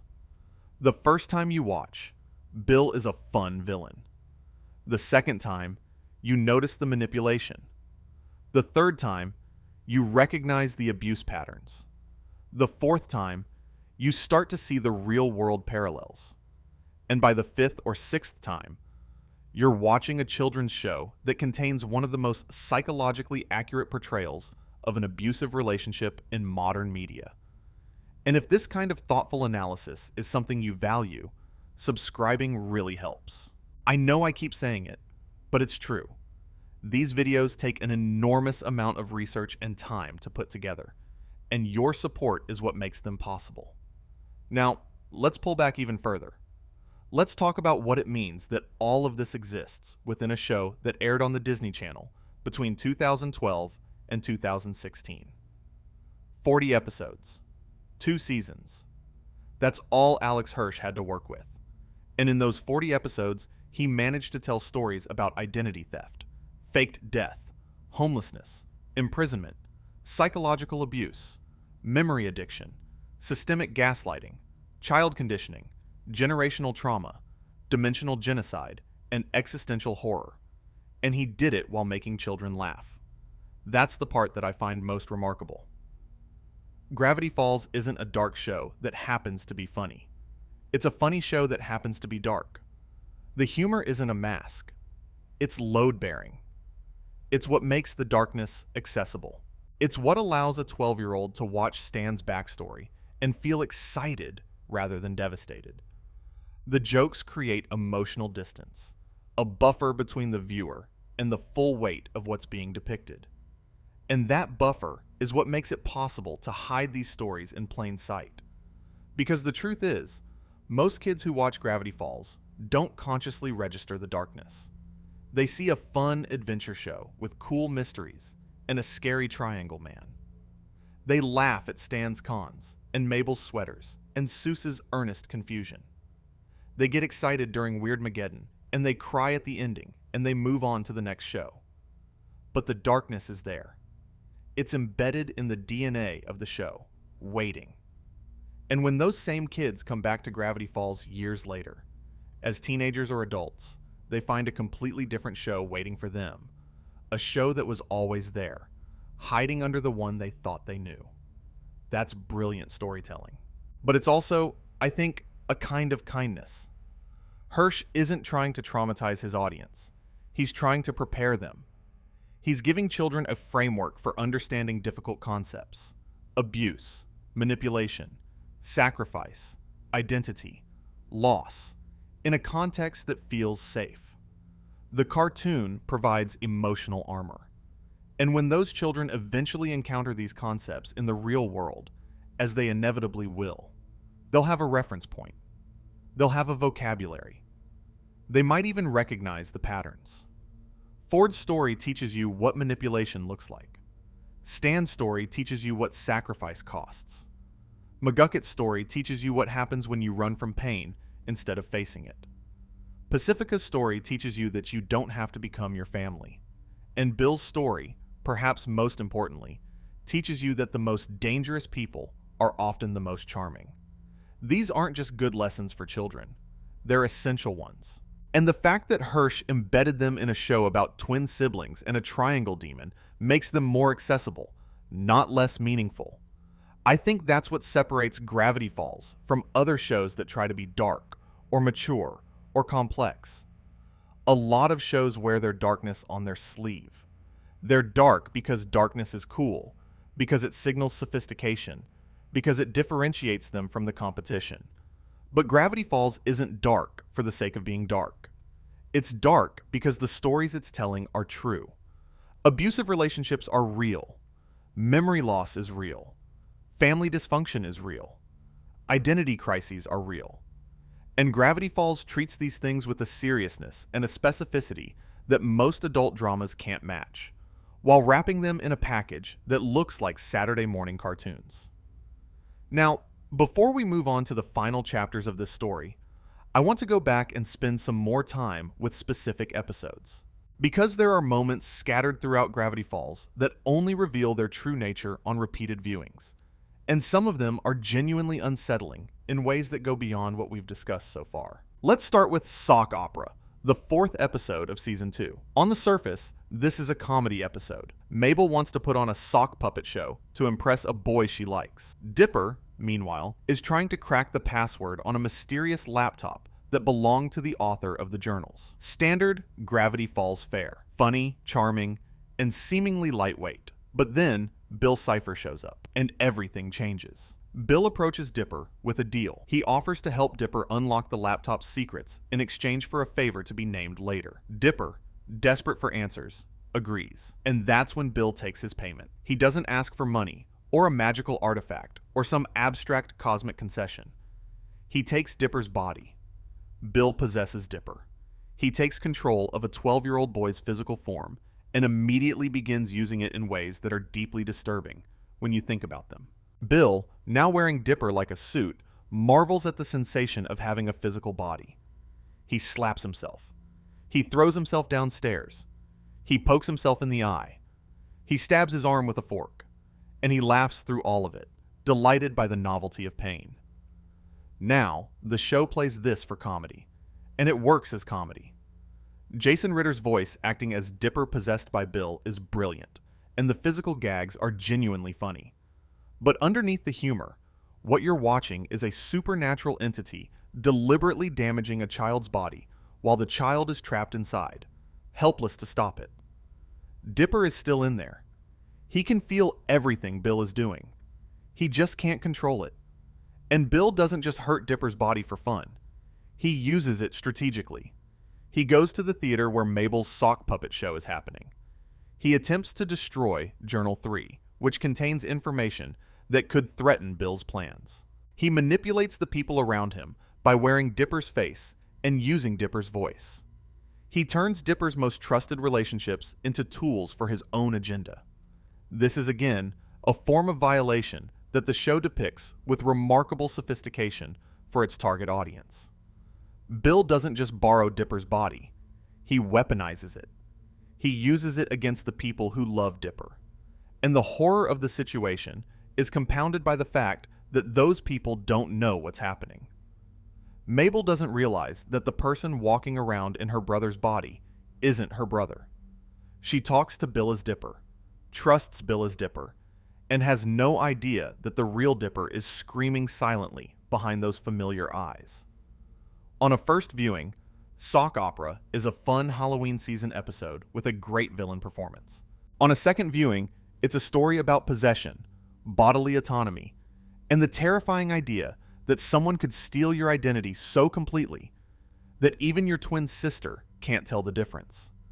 And on a third viewing, knowing what Bill later does to Ford, you realize that Sock Opera is a preview, a small-scale rehearsal for the much more extensive and much more damaging possession that Bill inflicted on Ford for months or possibly years before the events of the show.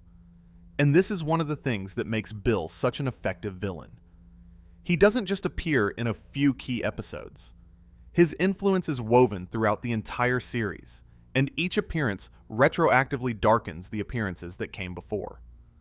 When you know what Bill is capable of, every scene where he appears becomes more threatening. Even the funny ones. Especially the funny ones. Because Bill's humor is itself a weapon. It makes you let your guard down. It makes you like him. And then he takes your body and throws it down a flight of stairs. But that's not even the strangest part, because there's another episode that gets significantly darker on rewatch, and it's one that most people don't think of as a dark episode at all.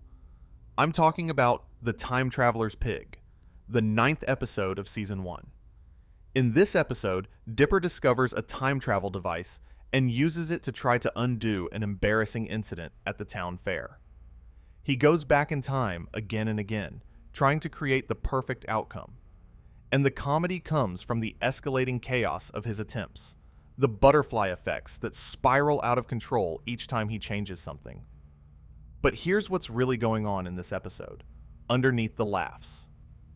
Dipper is obsessively manipulating time to get what he wants. He's rewriting reality itself, changing the lived experiences of everyone around him without their knowledge or consent. He's playing God with the timeline because he's embarrassed. And the show presents this as a harmless kid's adventure, but the implications are enormous. Every time Dipper changes the timeline, the people around him cease to exist as they were, and are replaced by different versions of themselves.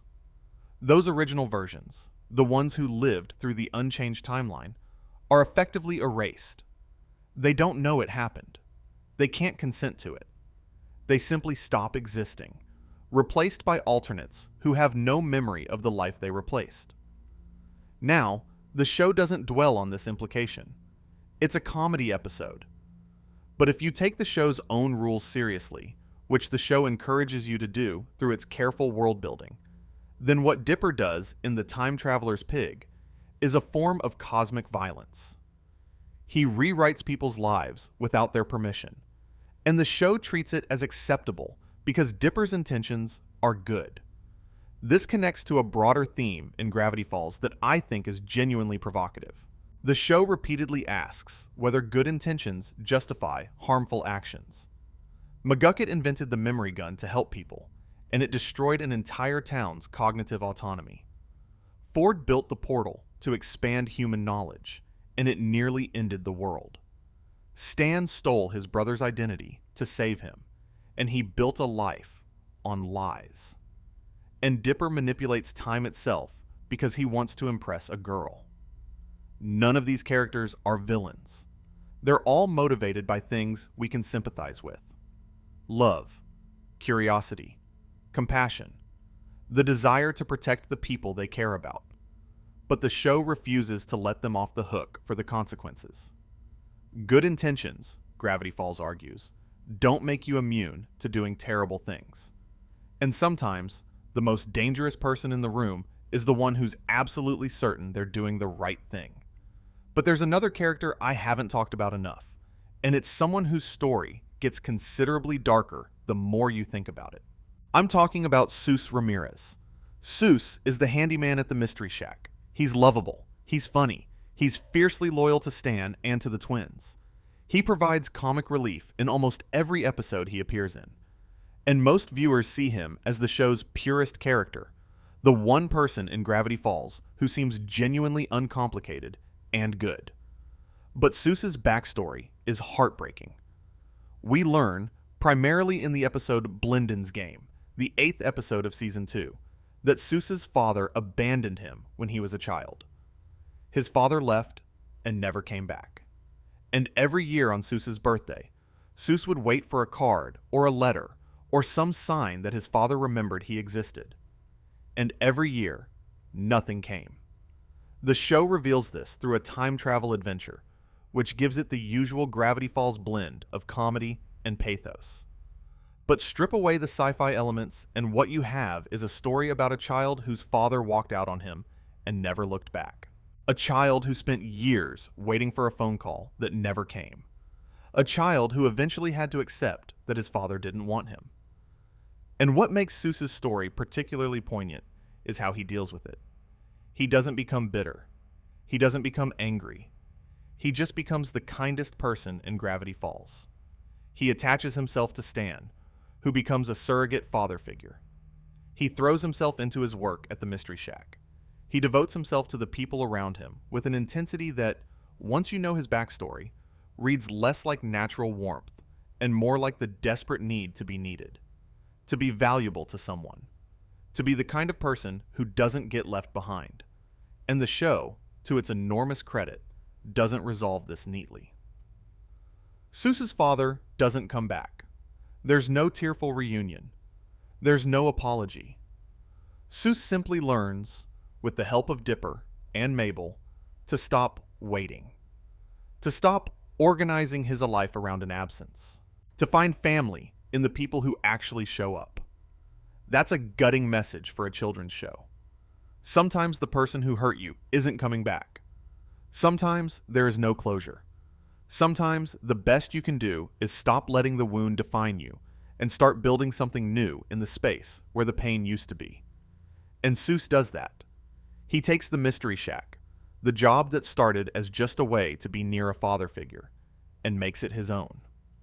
By the end of the series, Stan officially hands the Mystery Shack over to Seuss, and it's one of the most quietly powerful moments in the show.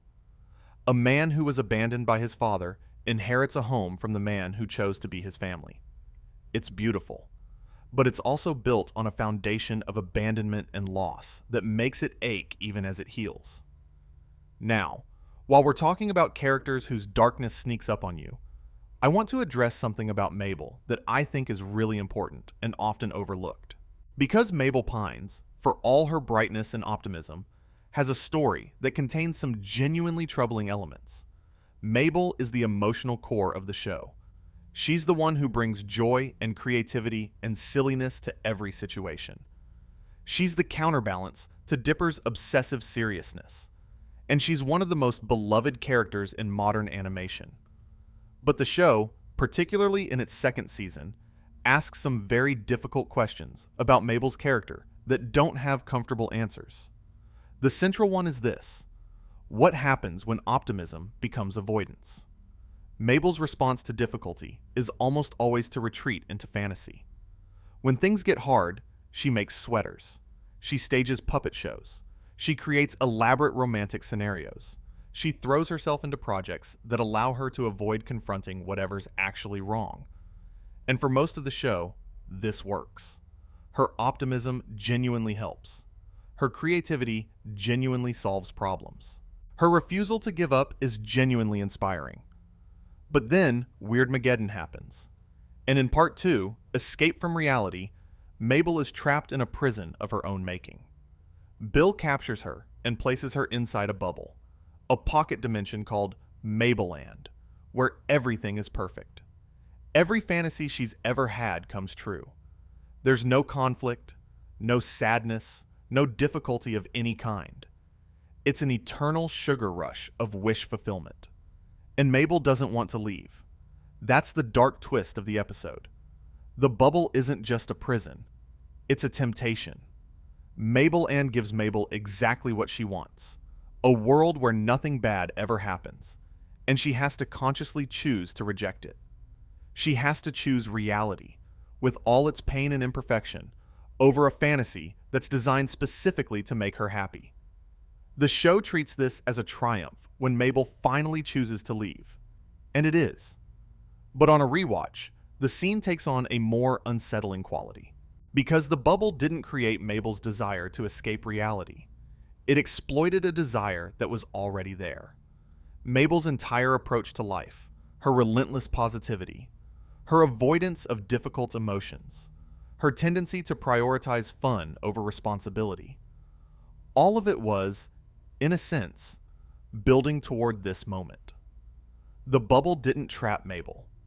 It gave her what she'd always been looking for.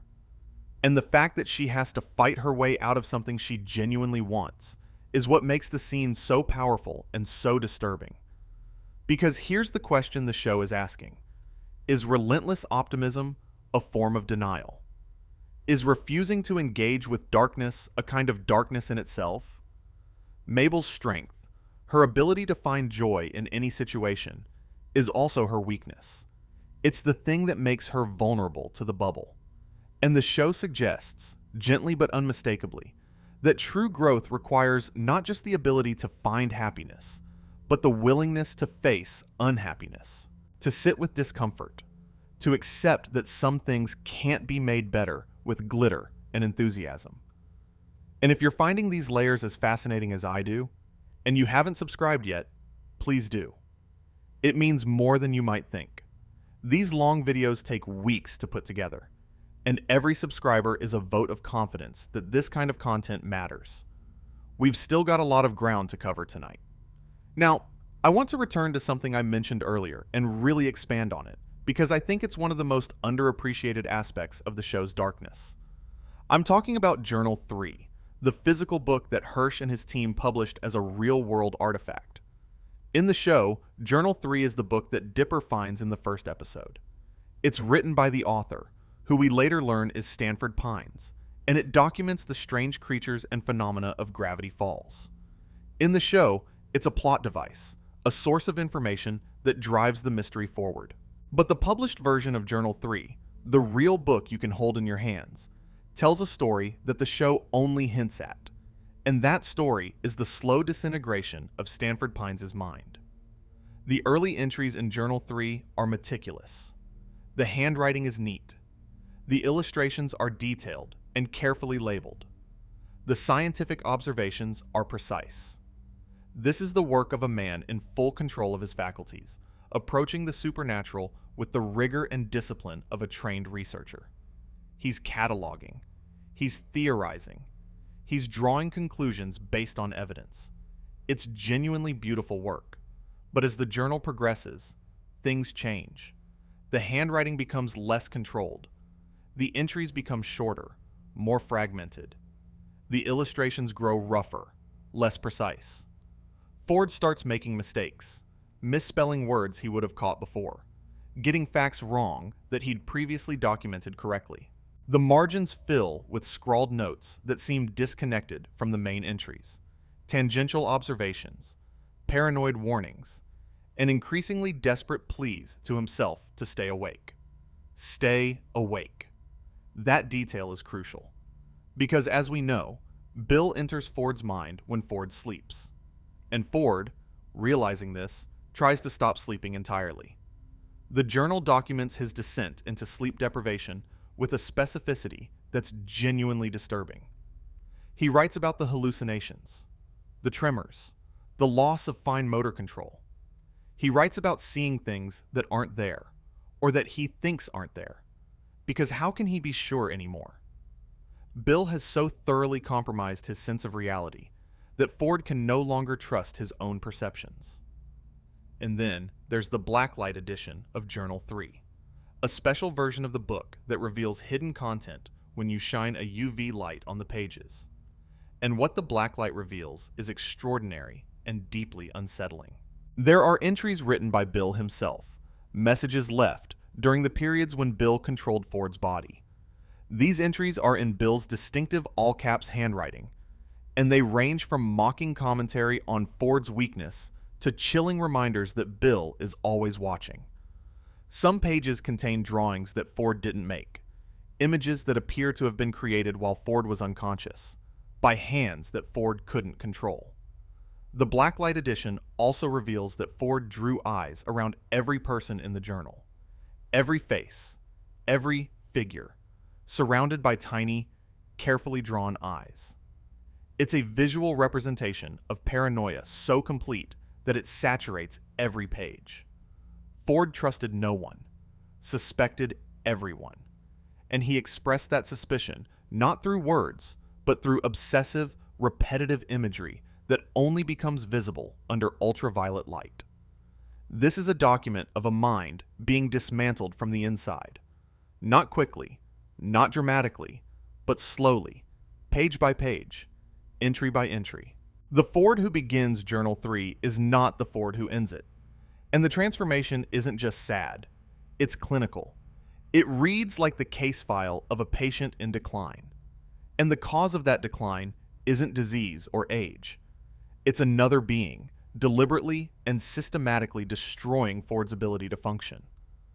When you hold the physical Journal 3 in your hands and flip through those pages, watching the handwriting deteriorate, watching the paranoia accumulate, watching a brilliant mind come apart at the seams, you're holding evidence of abuse. That's what it is. Not metaphorically, not thematically. Actually, Bill's treatment of Ford is abuse, and Journal 3 is the documentation of its effects. Now, let me take us into territory that I think most Gravity Falls analyses skip over too quickly. I want to talk about the town of Gravity Falls itself, not the characters, the town. Because there's something deeply wrong with Gravity Falls, Oregon, and it goes beyond the supernatural activity. Gravity Falls is a town where strange things happen constantly. Gnomes live in the forest. A lake monster swims in the reservoir. Ghosts haunt the convenience store. A shapeshifter sleeps in a hidden bunker. And none of the residents know any of this because their memories have been systematically erased. But here's what I find truly disturbing about Gravity Falls as a setting. Even without the memory erasure, the town is a place where dysfunction is normalized. Look at the adults in the show. Stan is a con man who lies to everyone around him. The police force, represented by Sheriff Blubbs and Deputy Durland, is completely incompetent. The mayor, Mayor Tyler, is an easily manipulated figurehead. The media, represented by Toby Determined, is a joke. The richest family in town, the Northwests, are built on exploitation and lies. There is no functioning institution in Gravity Falls. No one the children can turn to for reliable help. No adult who has both the awareness and the capability to deal with the threats the town faces. Gravity Falls is, structurally, a failed state. A community where every system that should protect its citizens has been compromised, corrupted, or rendered useless. And this isn't just world building for the sake of comedy, although it works as comedy. It's a deliberate choice that serves the show's themes. Gravity Falls is a place where children are forced to deal with adult-level threats because the adults can't or won't do it themselves. Dipper and Mabel don't seek adventure. They're thrust into it because nobody else is capable of handling what's happening. They become heroes by default, not by choice. And that's a very specific and very dark kind of narrative. Because in a world where the institutions have failed, where the adults are compromised, where the systems of protection don't work, the burden falls on the most vulnerable people, the children. And that burden changes them in ways that the show is unflinching about depicting. Dipper becomes paranoid. He develops an obsession with mysteries and secrets that mirrors Ford's own destructive compulsions. He pushes away the people who care about him in pursuit of answers. He makes dangerous deals with entities he doesn't understand. He is, in many ways, following the same path that led Ford to ruin. And the show is aware of this parallel. It draws it explicitly. Ford sees himself in Dipper and tries to warn him, but the warning comes too late, or too quietly, to prevent Dipper from walking to the edge of the same abyss. Mabel retreats into fantasy. As we discussed, her coping mechanism is to refuse to engage with darkness, to cover everything in glitter and enthusiasm, and hope that the problems will go away if she smiles hard enough. And the show shows us, through the Mabel and Bubble, where that coping mechanism ultimately leads. Not to happiness, but to a prison you build for yourself. These aren't just character flaws played for drama. They're realistic trauma responses. Dipper hypervigilates. Mabel avoids. And both of them are doing it because they're children who have been placed in situations that no child should have to face. The show is, underneath everything else, a story about the psychological toll of forced maturity. About what happens when the world demands too much of you too soon.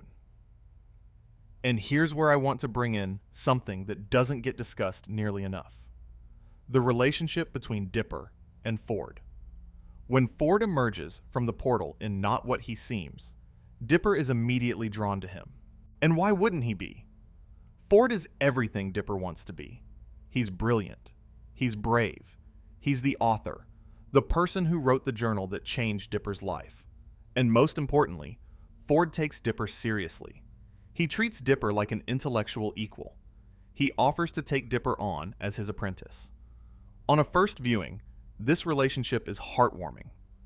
Finally, Dipper has found someone who understands him, someone who values his curiosity and his intelligence, someone who doesn't treat him like a kid. But on a rewatch, knowing Ford's history, the relationship becomes something much more complicated. Because Ford's mentorship of Dipper is, intentionally or not, a repetition of what Bill did to Ford. Think about it. Bill approached Ford by telling him he was special, that his intellect set him apart, that he was destined for something greater than ordinary life. And Bill used that flattery to isolate Ford from the people who cared about him. Ford approaches Dipper in almost exactly the same way. He tells Dipper he's exceptional. He implies that Dipper's curiosity makes him different from, and in some ways better than, the people around him. And his offer of apprenticeship would require Dipper to stay in Gravity Falls permanently, separating him from Mabel. The show is not subtle about this parallel. It's explicitly addressed in Dipper and Mabel versus the Future, where Ford's offer to make Dipper his apprentice forces Dipper to choose between Ford's world and Mabel's. And the conflict that arises from that choice is one of the catalysts for Weirdmageddon itself. Ford isn't being malicious. Unlike Bill, Ford genuinely cares about Dipper, but he's unconsciously recreating the dynamic that destroyed him. He's doing to Dipper what Bill did to him, identifying a vulnerable, intellectually gifted person, making them feel special, and drawing them away from their support system. The abuse Ford suffered at Bill's hands has become a pattern he can't see himself repeating, and that's one of the most sophisticated things the show does. It shows how trauma doesn't just damage the person who experiences it. It changes how they relate to everyone who comes after. This is generational trauma operating in real time, not across decades, like the Northwest's, across the span of a single summer. Ford was isolated and manipulated by Bill, and now Ford, without meaning to, threatens to isolate and manipulate Dipper. The cycle doesn't need generations to repeat itself. Sometimes it only takes one mentor and one eager student. Now, there's something else I want to explore, and it requires us to go back to the very beginning of the show's mythology. I want to talk about the town of Gravity Falls itself, specifically why it exists. Why is this particular spot in Oregon a magnet for supernatural activity? Why does reality seem thinner here than anywhere else?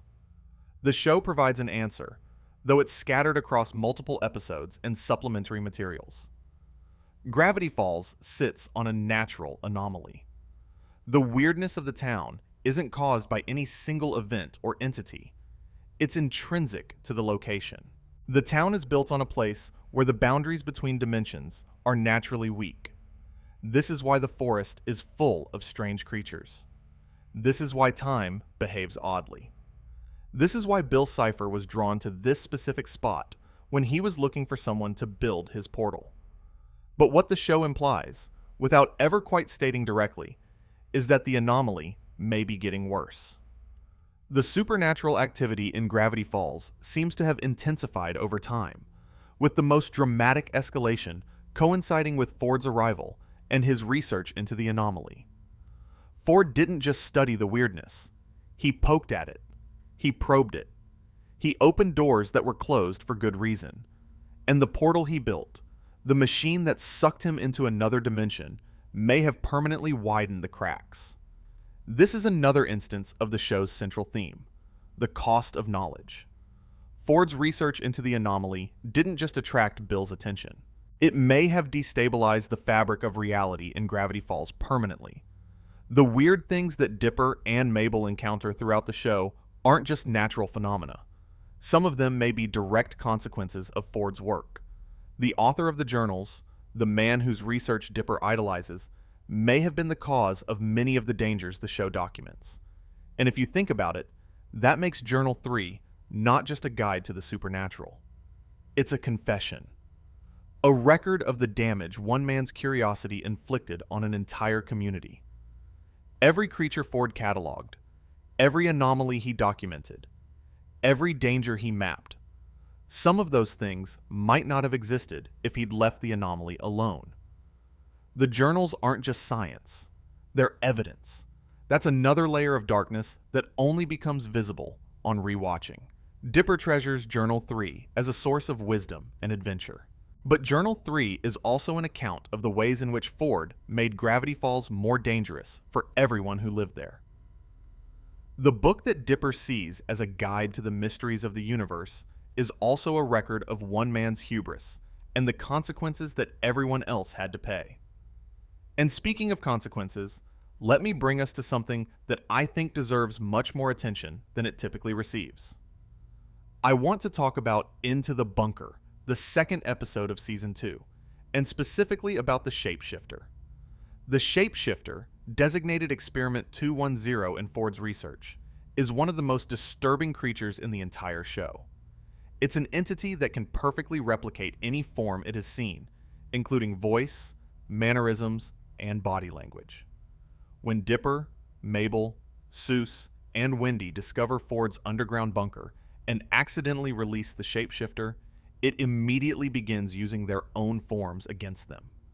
On the surface, this is a Monster of the Week episode.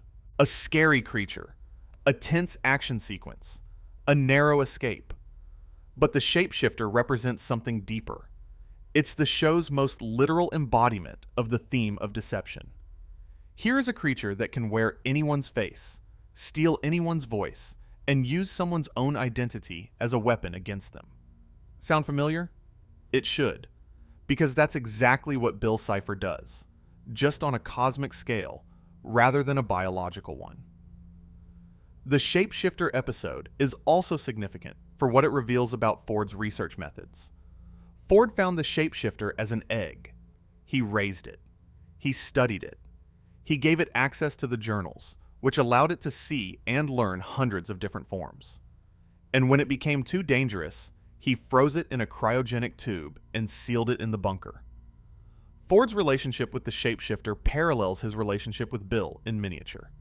He found something fascinating and powerful. He studied it without fully understanding the risks. He gave it access to more information than was wise. And when it turned against him, he had to use extreme measures to contain it. Ford keeps making the same mistake. He keeps approaching dangerous things with a scientist's curiosity and a blind spot for personal risk. And every time, the people around him suffer the consequences. The Shapeshifter has one more moment that's worth discussing.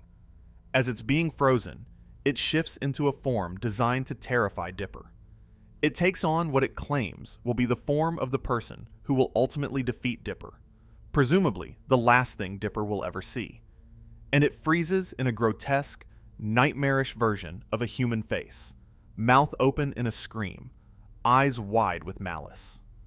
That frozen face remains in the bunker for the rest of the series. It's never addressed again.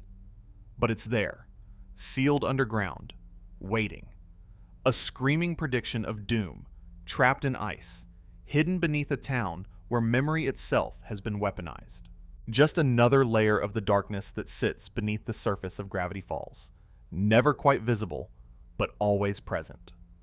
Let me pause here for a moment to talk about something that I think ties a lot of these threads together, and that's the concept of deals. Gravity Falls is obsessed with deals. Bill makes deals. Stan makes deals. Ford makes deals. Gideon makes deals.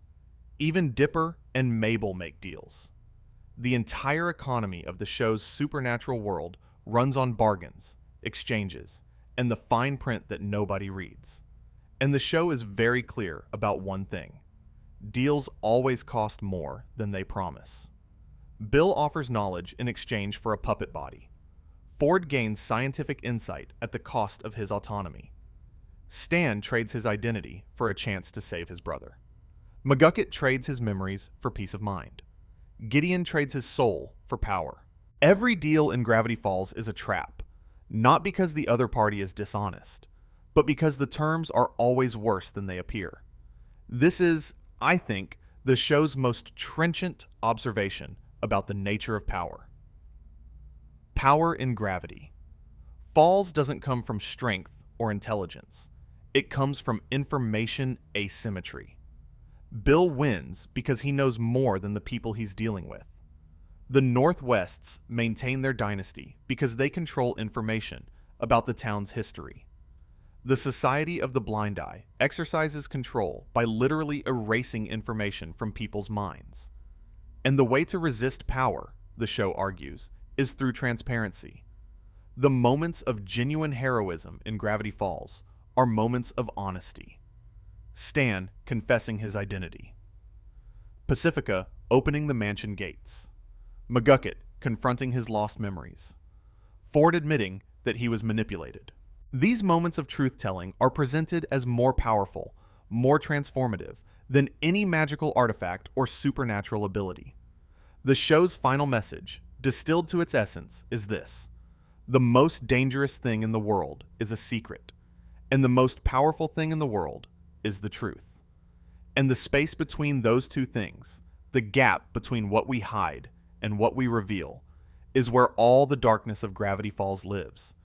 And if that message resonates with you, if this is the kind of thoughtful analysis that makes your day a little more interesting, subscribing really does keep us going. We're deep into this now, and I appreciate every single one of you who's still here. Now let's go somewhere really specific and really dark. I want to talk about the timeline of Fiddleford McGucket's decline in more detail than we did earlier, because I think the specifics are important for understanding just how devastating his story really is. We know that McGucket came to Gravity Falls in the early 1980s to help Ford with the Portal project. He was, at that point, a genius engineer with a wife and a young son. He was stable. He was talented. He was, by all accounts, a good man who wanted to help his friend achieve something extraordinary. The problems began when McGucket looked through the portal. We don't know exactly what he saw, but the show makes clear that it was something that shattered his sense of reality. Something so far beyond normal human experience that his mind couldn't process it. And in the aftermath of that experience, Ford's response was to dismiss McGucket's terror and pressure him to keep working. This is important. Ford didn't force McGucket to keep working, but he also didn't take his concerns seriously. He was so consumed by the Portal project, so deep into Bill's influence, that he treated McGucket's psychological collapse as an inconvenience rather than a crisis. And when McGucket finally quit, Ford let him go without attempting to help him process what he'd seen. McGucket was left alone with a mind full of horrors and no support system to help him deal with them. His wife, Emma May, was back home. His son, Tate, was growing up without him. And the one person who might have been able to help, Ford, was too far gone to care. So McGucket built the memory gun, And the first time he used it, by his own account, it worked perfectly. The traumatic memory was gone. The terror was gone. He felt normal again. And that relief, that sudden absence of pain, was the most dangerous thing that had ever happened to him. Because addiction doesn't start with the substance. It starts with the relief. And McGucket had found the ultimate relief, the ability to simply delete the things that hurt. Why struggle with a memory when you can erase it? Why process trauma when you can simply remove it from your brain? The memory gun offered a shortcut past pain, and McGucket took it. Again, and again, and again. The show gives us a timeline of his decline through recovered footage from the Blind Eye Society's archives. In the earliest footage, McGucket is coherent but distressed. He's using the gun deliberately, targeting specific memories with precision. He knows what he's erasing and why. In later footage, maybe months or a year later, the precision is gone. McGucket is using the gun reflexively. Something scares him, and he reaches for the gun before he even fully understands what he's afraid of. The tool has become a reflex, a coping mechanism so deeply ingrained that it bypasses conscious decision-making entirely. And in the final footage, McGucket is barely recognizable. His speech is fragmented. His behavior is erratic. He appears to be using the gun on himself multiple times in rapid succession, as if trying to erase something that keeps coming back, or as if he's forgotten that he already erased it, or as if the act of erasure itself has become the compulsion, divorced from any specific memory that needs to be forgotten. This is a portrayal of addiction that is both metaphorical and disturbingly literal. McGucket is addicted to forgetting. He's addicted to the sensation of pain disappearing. And like any addiction, it requires increasingly frequent use to achieve the same effect, while simultaneously causing more damage with each use. The memory gun is McGucket's substance, and his brain is both the target and the casualty. And the consequences extend beyond McGucket himself. Because in his deteriorating state, he founded the Society of the Blind Eye, and began erasing other people's memories too. He extended his addiction to the entire town. And those people, unlike McGucket, didn't choose to have their memories erased. They were identified by the society, approached by its members, and subjected to the memory gun without full informed consent. Some of them were grateful, at least initially. The show mentions people who wanted to forget Gideon's tantrums, or Chandra Jimenez's rejections, or their own fears and regrets. But grateful or not, they were still having their cognitive autonomy violated by an organization led by a man who could barely remember his own name. And here's the detail that I find most haunting of all. By the time the events of the show take place, McGucket has forgotten that he founded the society. He's erased so much of his own memory that he doesn't know the Blind Eye exists. He doesn't know he invented the memory gun. He doesn't know he's the architect of the town's collective amnesia. The man who created the system has been consumed by it. That's not just a sad story about a character in a cartoon. That's a profound statement about the nature of institutional harm. The systems we create to manage our pain can outlive our understanding of them. They can continue operating long after their creators have forgotten why they were built. And the people who suffer most from those systems are often the people they were originally designed to help. Now, I want to talk about a scene that, to this day, gives me pause every time I think about it. It's from Northwest Mansion Mystery. And it's not the ghost or the blood raining from the walls or the taxidermied animal heads coming to life, although all of those things are certainly disturbing. It's the moment when Preston Northwest rings the bell. I described this earlier, but I want to go deeper into what it represents, because I think it's one of the most important moments in the entire show. Preston rings a small silver bell, and Pacifica stops mid-sentence. Her entire demeanor changes. She goes from animated and defiant to quiet and obedient in less than a second. It's instantaneous, automatic, irresistible. She doesn't choose to comply. Her body complies for her. The response has been trained into her so deeply that it bypasses her will entirely. This is classical conditioning. Specifically, it's a form of aversive conditioning, where a stimulus, in this case the bell, has been paired with punishment so many times that the mere sound of the stimulus triggers a submission response. Pacifica's parents have been doing this to her since she was young enough to be shaped by it. They've turned their daughter into an obedient tool through the systematic application of psychological control. And the show doesn't explain this in clinical terms.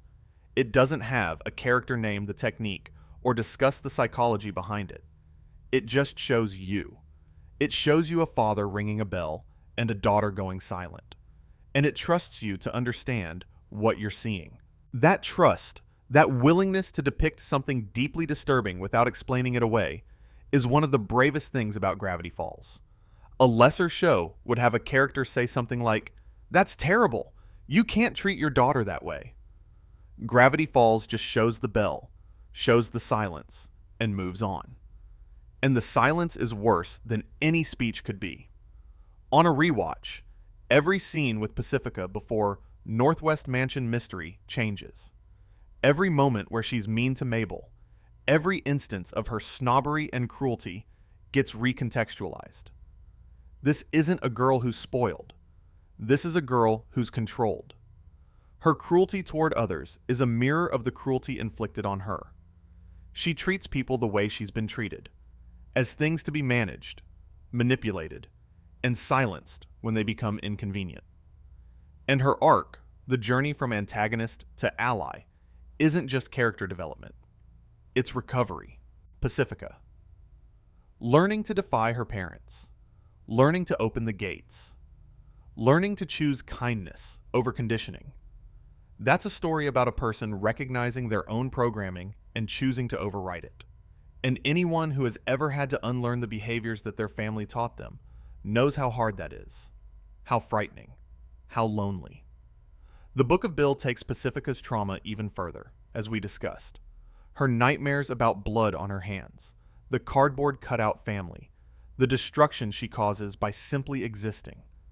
These aren't just bad dreams. They're the psychological architecture of a young woman who has been taught, from birth, that her family's legacy is her identity, and that identity is built on harm. She's not afraid of monsters. She's afraid of being a monster. And the most terrifying thing about that fear is that she has no idea if it's justified. That's real psychological horror. Not jump scares. Not gore. The quiet, persistent terror of wondering if you're a bad person because of where you come from. The fear that the damage in your blood is inescapable. That you are, inevitably, what your family made you. Gravity Falls doesn't answer that question for Pacifica, and that's appropriate. Because the answer isn't something anyone else can give you. It's something you have to discover for yourself, through the choices you make when nobody's watching, through the doors you choose to open when everyone tells you to keep them shut. And that's really the heart of what makes Gravity Falls so much more than a cartoon. It's asking questions that don't have easy answers. It's presenting characters whose damage is real and whose healing is uncertain. And it's doing all of this in 22-minute episodes that are also, somehow, genuinely hilarious. Now, I want to take us even deeper into Bill's mythology, because there are aspects of his story that we haven't fully explored yet, and they're some of the most philosophically interesting elements of the entire show. We talked about Uklidia, Bill's home dimension. We talked about how he destroyed it. But I want to focus on something specific about Bill's experience before the destruction, because I think it illuminates everything that comes after. Bill could see the third dimension. No one else in Uklidia could. He perceived a reality that was invisible to everyone around him. And when he tried to share this perception, when he tried to tell people about the dimension he could see, he was told he was wrong. He was told he was sick. He was, depending on which source you consult, potentially medicated or institutionally confined because of his insistence on describing something real. This is a story about the pathologization of truth. Bill could see something that was genuinely there. The third dimension exists. His perception was accurate, but because no one else could verify it, His perception was classified as delusion. And the response of his society was not to investigate whether he might be right, but to suppress his claims and treat his difference as illness. Now, I want to be very careful here, because this is the kind of backstory that can easily be misread as sympathy for the villain. And I don't want to do that. Bill Cipher is a monster. He tortures people. He destroys worlds. He manipulates and controls and gaslights. Nothing about his origin story excuses any of that. But, and this is important, understanding why someone becomes a monster matters. Not because it excuses them, but because it reveals the conditions that create monsters. And the conditions that created Bill, being different, being right, being punished for it, being told that your perception of reality is wrong, those conditions are not unique to a fictional, two-dimensional universe. Those conditions exist in our world too. And the question Gravity Falls asks, implicitly but unmistakably, is, what do we do to people who see things differently? Bill's response to being pathologized was rage. He decided that if his world couldn't handle the truth, his world didn't deserve to exist. And he destroyed it. That's the worst possible response. It's the response of a being so consumed by resentment that they'd rather burn everything down than accept that the world is unfair. But the show doesn't pretend that Bill's grievance was imaginary. His world really was wrong about the third dimension. His people really did suppress his perception. The injustice was real. And Gravity Falls, unlike most children's shows, is willing to sit with the discomfort of that complexity. Bill is wrong in his response, but he wasn't wrong about what he saw. This moral complexity is what makes Bill Cipher one of the great villains in animation history. He's not evil in a vacuum. He's evil because of a specific history that makes his evil comprehensible. And the Axelottle's poem about him, the one that says he misses home and can't return, that he says he's happy, but he's a liar. That line about blaming the arson for the fire, all of it paints a picture of a being who is in pain. Enormous, cosmic, trillion-year-old pain that he's turned outward because he can't bear to turn it inward.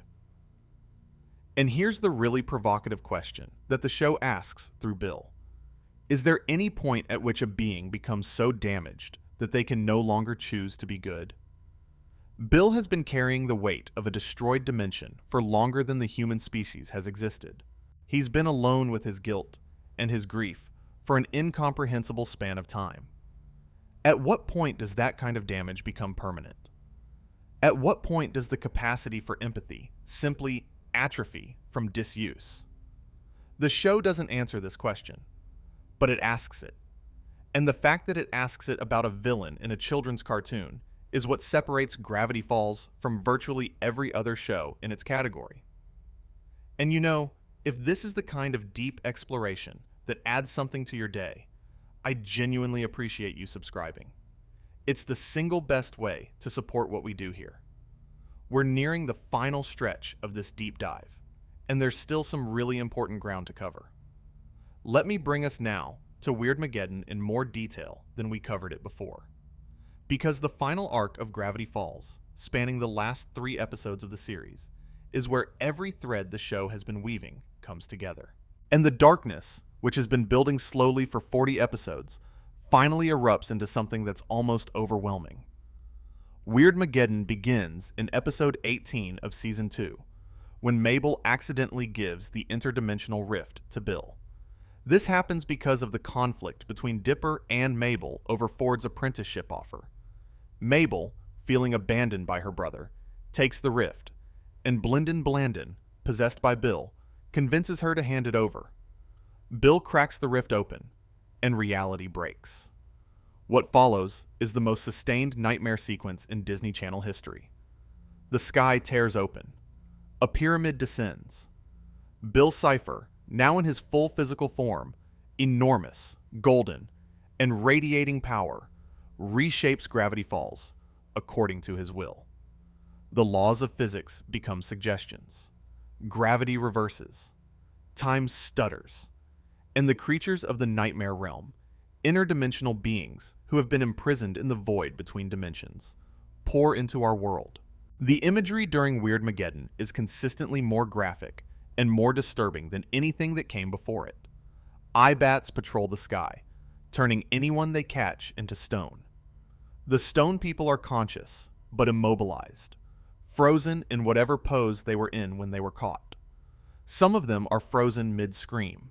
Some are frozen mid-run, caught in the act of trying to flee something that was already too fast for them. And then there's the throne.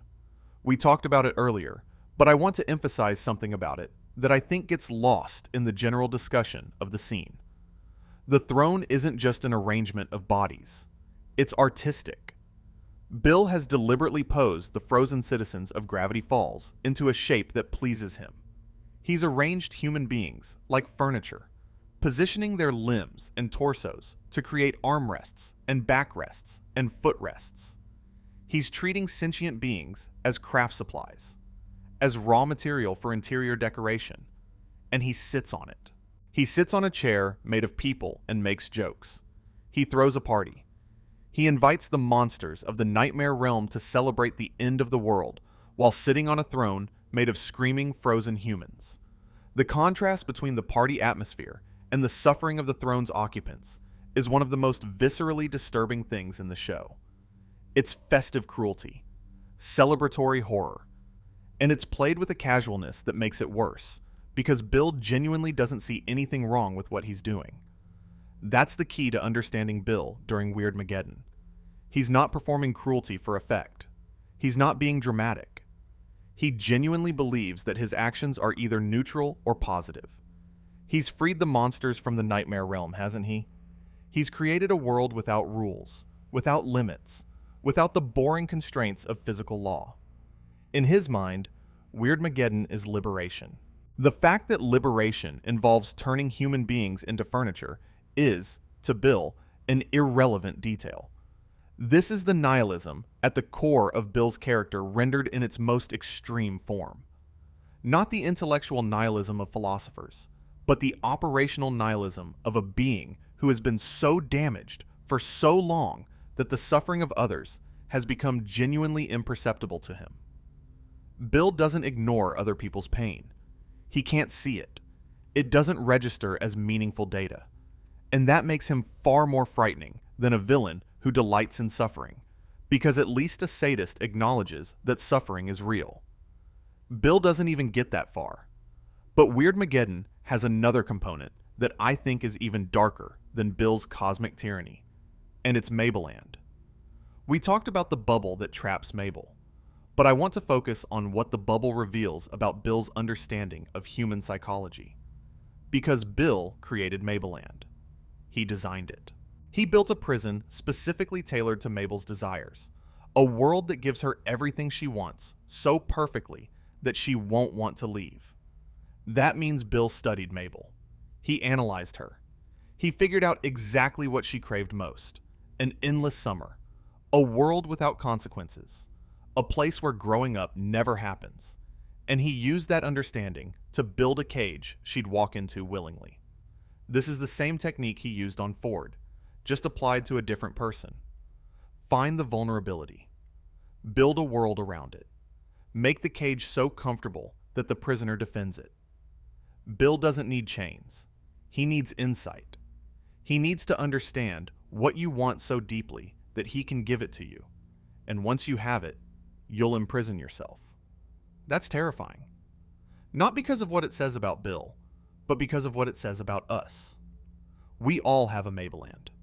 We all have a fantasy we'd disappear into if we could. A version of reality that's been cleaned up, smoothed out, stripped of everything that hurts. And the show asks, if someone offered you that fantasy, permanently, with no catch that you could see, would you take it? Mabel almost does. She almost stays. And the fact that she doesn't, the fact that she chooses messy, painful, uncertain reality over perfect fantasy, is one of the most quietly heroic moments in the show. Not because she fights a monster, not because she solves a puzzle, but because she makes the harder choice. She chooses truth over comfort. And that choice, the show argues, is what growing up actually is. Now, I need to talk about the final battle. The actual confrontation with Bill in Weirdmageddon Part 3, Take Back the Falls. The citizens of Gravity Falls, freed from their stone prisons by the efforts of Dipper, Mabel, and their friends, come together for one final stand. They pilot the Shacktron, a giant robot made from the Mystery Shack itself, and they attack Bill's pyramid. It's a classic David versus Goliath scenario, and it's thrilling. But the plan to stop Bill hinges on the Zodiac, the prophecy that Ford discovered, the one represented by the wheel in the opening credits. If the 10 people corresponding to the 10 symbols stand in the wheel and join hands, they'll generate enough power to banish Bill permanently. And the plan almost works. Almost. The 10 people gather. They stand in position. They begin to join hands. And then Stan and Ford start arguing. Right there, in the wheel, with the fate of reality hanging in the balance, the Pines brothers let their decades of resentment and hurt erupt into a fight. They break the circle. The Zodiac fails. And Bill, seizing the moment, attacks. This is, to me, one of the most devastating moments in the show. Not because it's surprising, but because it's inevitable. Of course, Stan and Ford fight. They've been fighting their entire lives. They were fighting when Ford fell through the portal. They were fighting when Stan arrived in Gravity Falls. And now, at the one moment when their cooperation could save the world, they can't stop fighting. The Zodiac doesn't fail because of Bill's power. It fails because of human weakness. Specifically, the weakness of two brothers who love each other but can't stop hurting each other. The world almost ends, not because the villain is too strong, but because the heroes can't put their damage aside long enough to do what needs to be done. And that's such a human failure. Such a recognizable, painful, ordinary failure. How many relationships have been destroyed by the inability to stop fighting at the critical moment? How many families have been torn apart because two people who love each other can't get out of their own way? The Zodiac scene takes a cosmic conflict and grounds it in the most mundane of human failings, the inability to forgive. And so the Zodiac fails, and Plan B becomes necessary. And Plan B is Stan's sacrifice. We've discussed the mechanics of it. Stan tricks Bill into entering his mind. Ford erases Stan's mind. Bill is destroyed. But I want to focus on the emotional logic of the sacrifice, because I think it's the most important scene in the entire show. Stan volunteers to sacrifice his mind. He does this knowing what it will cost. He does it knowing that he'll lose his memories of Dipper and Mabel. He does it knowing that he'll lose himself. And he does it because, for the first time in his life, he has something worth losing. This is the terrible irony of Stan's arc. For 30 years, he had nothing. No identity. No family. No love. He was an empty vessel, a stolen name attached to a desperate mission. And then Dipper and Mabel arrived, and for one summer, Stan got to be a person. A real person. Someone who was loved for who he actually was, even if that identity was hidden under a false name. And then he gave it up. Not because he wanted to, because the only way to save the people he loves is to destroy his ability to love them. The only way to protect his family is to forget that they exist. If that's not the darkest thing in Gravity Falls, I don't know what is. It's not Bill's cruelty, or the Northwest's corruption, or McGucket's self-destruction. It's the idea that love might require you to annihilate the capacity for love. That the ultimate act of caring might be the erasure of the thing that cares. And the show gives us the aftermath. We see Stan, post-erasure, sitting in a chair, blank-eyed, not recognizing the people around him. We see Mabel trying to trigger his memories by showing him her scrapbook. We see the family gathered around a man who looks like their uncle, but isn't, because everything that made him their uncle has been stripped away. And then, slowly, the memories start coming back. A fragment here, a recognition there. Stan sees the scrapbook and something flickers. He hears Mabel's voice and something stirs. The memories return. Not all at once. Not completely, but enough. Enough for Stan to be Stan again. Enough for the family to be whole. It's a happy ending, sort of. But on a rewatch, you can't help but wonder, how much didn't come back? What memories were lost permanently? The show doesn't address this. It gives us the triumph of Stan's return and lets us celebrate without asking too many questions. But the questions are there, hovering at the edges of the happy ending, like shadows that won't quite disperse. And that's Gravity Falls in a nutshell. A show that gives you happy endings and then makes you wonder if they're really happy. A show that resolves its plots, but not its implications. A show that answers its mysteries, but creates new uncertainties in the process.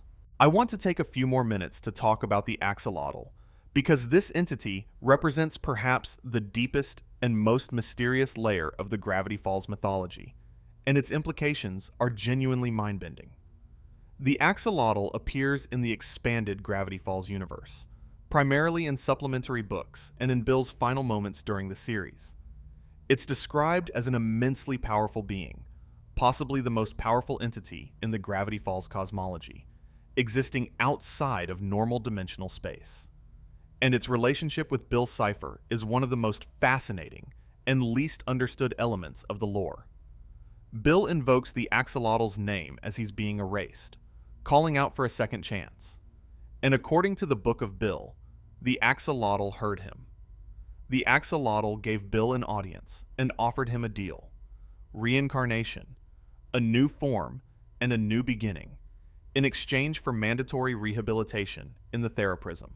What's significant about this is that the Axelottle is, as far as we can tell, the only entity in the Gravity Falls universe that has power over Bill. Time Baby is powerful, but Bill destroyed him casually. The various magical creatures of Gravity Falls are formidable in their own domains, but none of them approach Bill's level. The Axelottle, however, operates on a scale that makes even Bill seem small. And the Axelottle's poem about Bill is, I think, one of the most important pieces of text in the entire franchise. Each line reveals something essential about Bill's character that the show itself only hints at. Saw his own dimension burn confirms the destruction of Uklidia. Misses home and can't return tells us that Bill's bravado is a mask for homesickness, a longing for a place that no longer exists. Says he's happy. He's a liar. Strips away Bill's performed cheerfulness and reveals the grief underneath. And if he wants to shirk the blame, he'll have to invoke my name, establishes that the Axelottle represents something Bill desperately needs: accountability. Bill has been running from accountability for 1 trillion years. He destroyed his dimension and blamed it on the dimension's limitations. He manipulated Ford and blamed it on Ford's willingness to be manipulated. He caused Weirdmageddon and blamed it on the humans who failed to stop him. Bill never takes responsibility. He always finds a way to frame his actions as someone else's fault. And the Axelottle says, if you want to move past what you've done, you have to face it. You have to invoke my name. You have to submit to a process you can't control. And that process is therapy. There's something both profound and darkly comic about the idea that the most powerful demon in the Gravity Falls universe is ultimately subjected to mandatory counseling. Bill, who has manipulated and controlled every being he's ever encountered, is now in a situation where he's the one being managed. He's in the Theraprism, wearing an orange jumpsuit, attending group sessions with other interdimensional tyrants, being asked about his feelings by therapists he can't con. The Book of Bill is, in its framing, Bill's therapy journal. It's the thing he was asked to write as part of his rehabilitation. And it's a failure. It's a document of a being who cannot or will not engage honestly with his own actions. Bill uses the journal to manipulate, to perform, to project an image of himself that deflects rather than illuminates. Even in therapy, even when the explicit goal is self-reflection, Bill can't stop being Bill. And that's either tragedy or comedy, depending on how you look at it. A being so committed to performance that he can't stop performing even when the audience is a therapist, and the only stakes are his own healing. A liar so deep in his own lies that truth has become structurally inaccessible to him. But there are moments, even in the Book of Bill, where the mask slips. Moments where the text glitches and fragments of genuine emotion break through. Guilt about Uklidia, confusion about his own feelings toward Ford, a flash of something that might be loneliness, quickly buried under another joke. These moments are rare, and they're easy to miss. But they're there. And they suggest that somewhere underneath the performance, underneath the lies and the manipulation and the trillion years of denial, there might still be something that could, theoretically, be healed. Whether it ever will be is another question entirely, and one that Gravity Falls, characteristically, refuses to answer. Now, before we get to the final reflections, I want to spend some more time in the details, because there are entire episodes and story threads we haven't fully explored yet, and some of them contain darkness that only becomes visible when you know where to look. Let's go back to Dreamscaperers, the 19th episode of Season 1. This is the episode where Bill Cipher makes his first appearance, and it's worth examining in detail because so much of what the show will become is already present here. The episode begins with Gideon gleeful, desperate to defeat the Pines family and take over the Mystery Shack. He's tried everything: physical intimidation, legal challenges, giant robots. Nothing has worked. And so, in his desperation, he turns to something he found in Journal 2, a ritual to summon a dream demon. The summoning scene itself is loaded with ominous imagery. Gideon lights candles. He recites an incantation. He enters a trance. And then the world goes gray, and a voice begins to laugh. Bill Cipher materializes out of nowhere, a floating triangle with a single eye, a bow tie, and a top hat. He greets Gideon with terrifying familiarity, as if he's been waiting for this exact moment, as if he's known this conversation was coming for a very, very long time. And here's what most people miss about this scene. Bill doesn't just accept Gideon's deal. He's delighted by it. Not because the deal itself is valuable to him, but because it gives him access to Stan's mind. And Stan's mind is where the combination to the safe is stored. And that safe contains the deed to the Mystery Shack. And the Mystery Shack sits on top of the portal. Bill is playing a game that's several moves ahead of everyone else. Gideon thinks he's hiring Bill to steal a combination. But Bill is using Gideon to get closer to the portal. The deal is a means to an end that Gideon can't even comprehend. And that's something the show establishes right from Bill's first scene. Everyone who deals with Bill thinks they're the one in control, and they're always wrong. But the most revealing moment in Dreamscaperers comes when Dipper, Mabel, and Seuss enter Stan's mind to stop Bill. Inside Stan's mindscape, they find a landscape made of Stan's memories and personality. There are doors that lead to different rooms of Stan's psyche, and one of those doors is marked with a "Do Not Enter" sign. Behind that door is a memory that Stan has kept hidden even from himself. A memory of his childhood, of being bullied, of being told he was worthless. Dipper finds this memory and, for a moment, sees his great-uncle not as a gruff, confident con man, but as a scared kid who never really stopped being scared. The image of young Stan, sitting alone, rejected, afraid, is one of the most quietly devastating images in Season 1. And Bill, characteristically, tries to use this vulnerability as a weapon. He probes Stan's insecurities. He taunts him with his deepest fears. He treats Stan's inner landscape like a toy, rearranging memories and emotions with casual contempt. And in this scene, years before we learn about the portal or the identity theft or the 30-year lie, the show is already telling us who Bill is. He's not just powerful. He's cruel in a way that's specifically calibrated to exploit individual pain. He's a bespoke torturer. and Stan's mind is just the first in a long line of minds that Bill will violate throughout the series. This episode also contains the first warning about Bill that appears in the show. In Journal 3, Ford wrote the words, "Do not summon at all costs." Not be careful when summoning. Not summon only in emergencies. Do not summon at all costs. The most emphatic possible warning, an absolute prohibition. And the fact that this warning exists, that Ford felt the need to write it, tells us that Ford's experience with Bill was so terrible that he wanted to make sure nobody ever repeated his mistake. But of course, Gideon didn't read the warning. Or he read it and didn't care. And that's another pattern the show establishes early. The warnings are always there, and they're always ignored. Now let me talk about something we've touched on, but haven't really explored in depth, and that's the visual language of the show. Because Gravity Falls is, among other things, a masterclass in using animation to convey information that the dialogue never addresses. Consider the way the show depicts Bill's influence. Whenever Bill is nearby, or whenever his power is at work, the color palette shifts. Warm tones drain away. Everything becomes slightly blue, or gray, or sickly yellow. The angles of the animation change too, becoming more acute, more unsettling.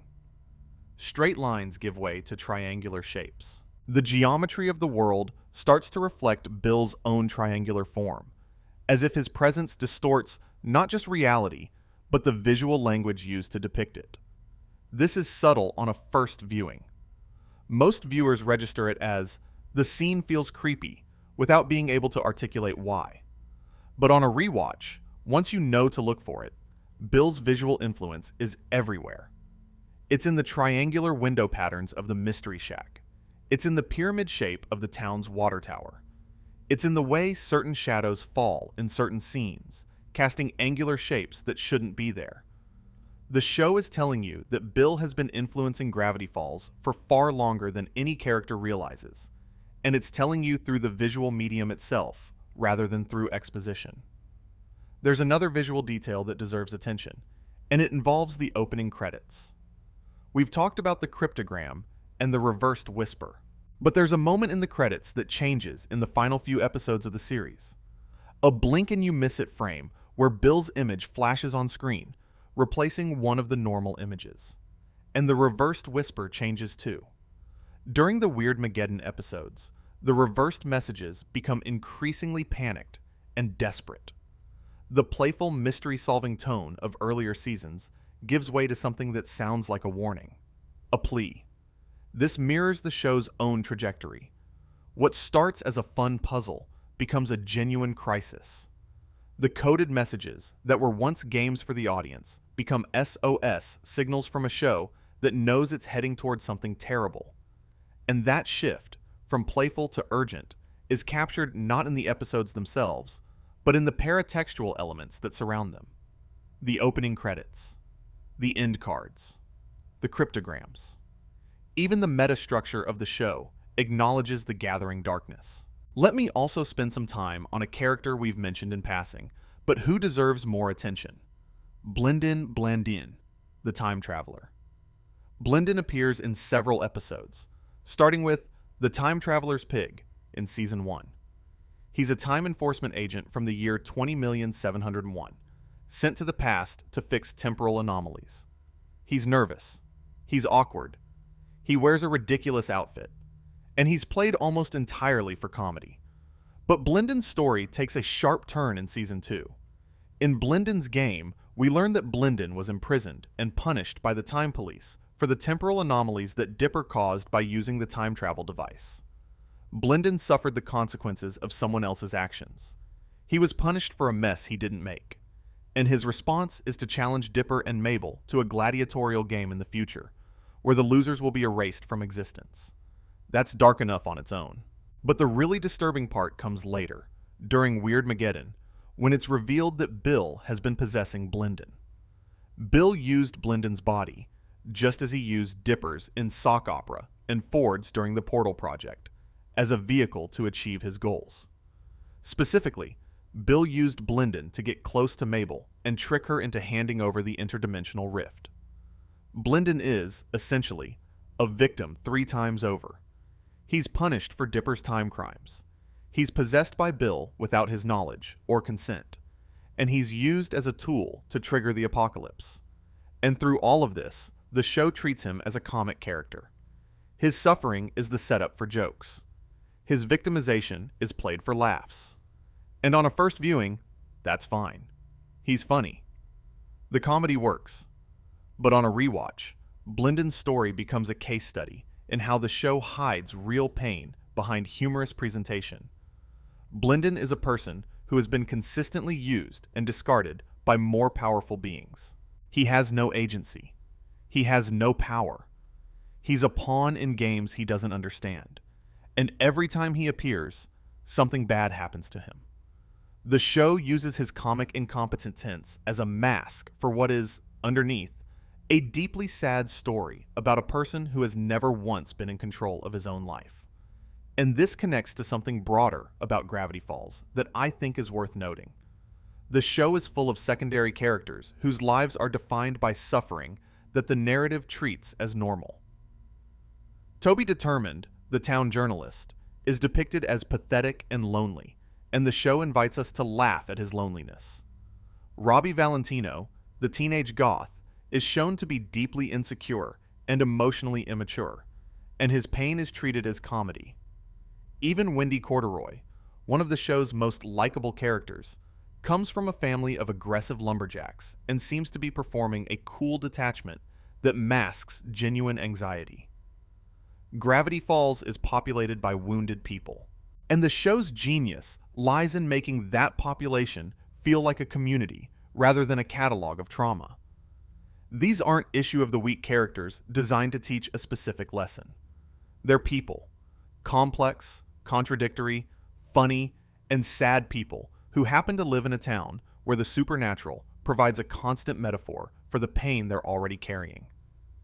And if you're enjoying this kind of layered analysis, subscribing really is the most helpful thing you can do. I know I sound like a broken record, but the truth is, long-form content like this doesn't get made without an audience that shows up for it, and you're that audience. So thank you.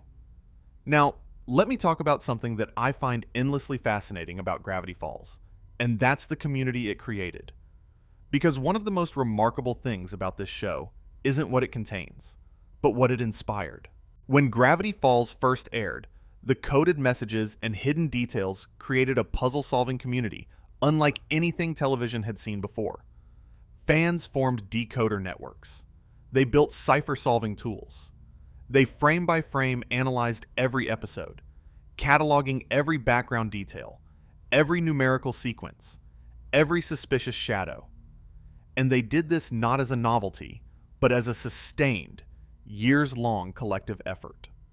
The result was a community that functioned like an intelligence agency dedicated to a cartoon. Fans cracked codes within hours of episodes airing. They identified foreshadowing that Hirsch himself was surprised they caught. They predicted plot twists based on the tiniest details, and they were right so often that Hirsch reportedly had to increase the complexity of his codes just to stay ahead of them. This community matters because it demonstrates something important about the show's design. Gravity Falls wasn't just written to be watched. It was written to be investigated. Every episode was designed with the assumption that thousands of people would analyze it frame by frame, and the show rewarded that analysis consistently. The codes had real messages. The Easter eggs pointed to real plot developments. The foreshadowing paid off. The show respected its audience's intelligence and was rewarded with one of the most dedicated fan communities in the history of animation. But there's a darker dimension to this too, because the puzzle-solving community around Gravity Falls was, in a sense, doing exactly what Dipper does in the show. Obsessing over secrets, spending enormous amounts of time and energy deciphering hidden messages, and pursuing answers with a single-mindedness that sometimes crossed the line from dedication into compulsion. And Hirsch was aware of this parallel. In interviews, he's spoken about the tension between wanting to reward his fans' dedication and worrying that the puzzle-solving element was becoming unhealthy for some members of the community. The show itself addresses this tension through Dipper's character arc. Dipper's obsession with mysteries is treated as both his greatest strength and his most dangerous flaw. It drives the plot forward, but it also isolates him, endangers his relationships, and makes him vulnerable to manipulation by Bill. Is the show warning its own fans? Maybe. Or maybe it's just acknowledging a truth that applies to any pursuit of hidden knowledge. The deeper you go, the harder it becomes to stop. The more secrets you uncover, the more you believe there are still secrets to find. And at some point, the search for answers becomes its own kind of addiction, not unlike McGucket's compulsive use of the memory gun, just oriented in the opposite direction. McGucket was addicted to forgetting. The Cipher community was addicted to knowing. And both addictions, the show suggests, can consume you if you're not careful. This self-awareness, this willingness to interrogate its own cultural impact, is yet another thing that sets Gravity Falls apart. Most shows are content to be consumed. Gravity Falls was designed to be consumed, analyzed, and then analyzed again. And it built into its own structure a warning about the dangers of that exact process. It's a show that gives you puzzles and then tells you that puzzles can be traps. A show that rewards obsession and then shows you what obsession costs. Now, I want to go back to the Book of Bill one more time, because there are elements of it we haven't discussed that I think are crucial to understanding the full scope of Gravity Falls' darkness. One of the most discussed aspects of the Book of Bill is its visual content. The book contains imagery that goes far beyond anything the show depicted. We're talking about realistic illustrations of dismembered human body parts, pages that appear to be stained with blood, grotesque creatures consuming human beings, bodies torn apart, split open, their internal anatomy rendered in clinical detail. This imagery serves a specific narrative purpose. The Book of Bill is written from Bill's perspective, and it reflects Bill's worldview. To Bill, human bodies are objects. Interesting objects, certainly. Bill is fascinated by the mechanics of physical form, by the way skin stretches and bones break and blood flows. But his fascination is entirely divorced from empathy. He sees the human body the way a child sees a toy, something to be taken apart, examined, and discarded when the novelty wears off. The book's visual content forces the reader to see through Bill's eyes, to experience human bodies as Bill experiences them, as things, not as people, not as sentient beings with interior lives and feelings and dreams, as things, objects of curiosity, sources of entertainment. And the discomfort that the imagery provokes in the reader is exactly the point. It's the show asking, "This is how Bill sees you." Does that scare you? It should. There are also pages in the Book of Bill that deal with Bill's view of human civilization. He catalogs human history with a mixture of amusement and contempt, noting the ways in which humans have failed, destroyed, and manipulated each other throughout the centuries. And his commentary is unsettling because it's not wrong. The wars he references are real. The atrocities he notes actually happened. Bill's cynicism about humanity is built on a foundation of historical fact, and the book challenges the reader to argue with him. This is another example of the Gravity Falls approach to moral complexity. Bill is wrong about many things. He's wrong that human life has no value. He's wrong that manipulation is the natural order of relationships. He's wrong that power is the only meaningful currency. But he's not wrong about everything. Humans really do destroy each other. Civilizations really do rise and fall. And the specific examples Bill cites, the wars and famines and betrayals he catalogs, are real events that actually occurred. The book doesn't let you dismiss Bill as simply delusional. His worldview is monstrous, but it's built on observations that are partially valid. And the challenge the book poses is not prove Bill wrong, but find the thing Bill is missing. The thing he can't see. The thing that makes human life valuable, despite all the evidence he marshals against it. And what is that thing? The show has been telling us all along. It's connection. It's the relationships between Stan and Ford, between Dipper and Mabel, between Seuss and the Pines family, between Pacifica and the choice to be better than her name. Bill can't see the value of human connection because he destroyed his own connections 1 trillion years ago and has been running from that loss ever since. His nihilism isn't a philosophical position. It's a defense mechanism.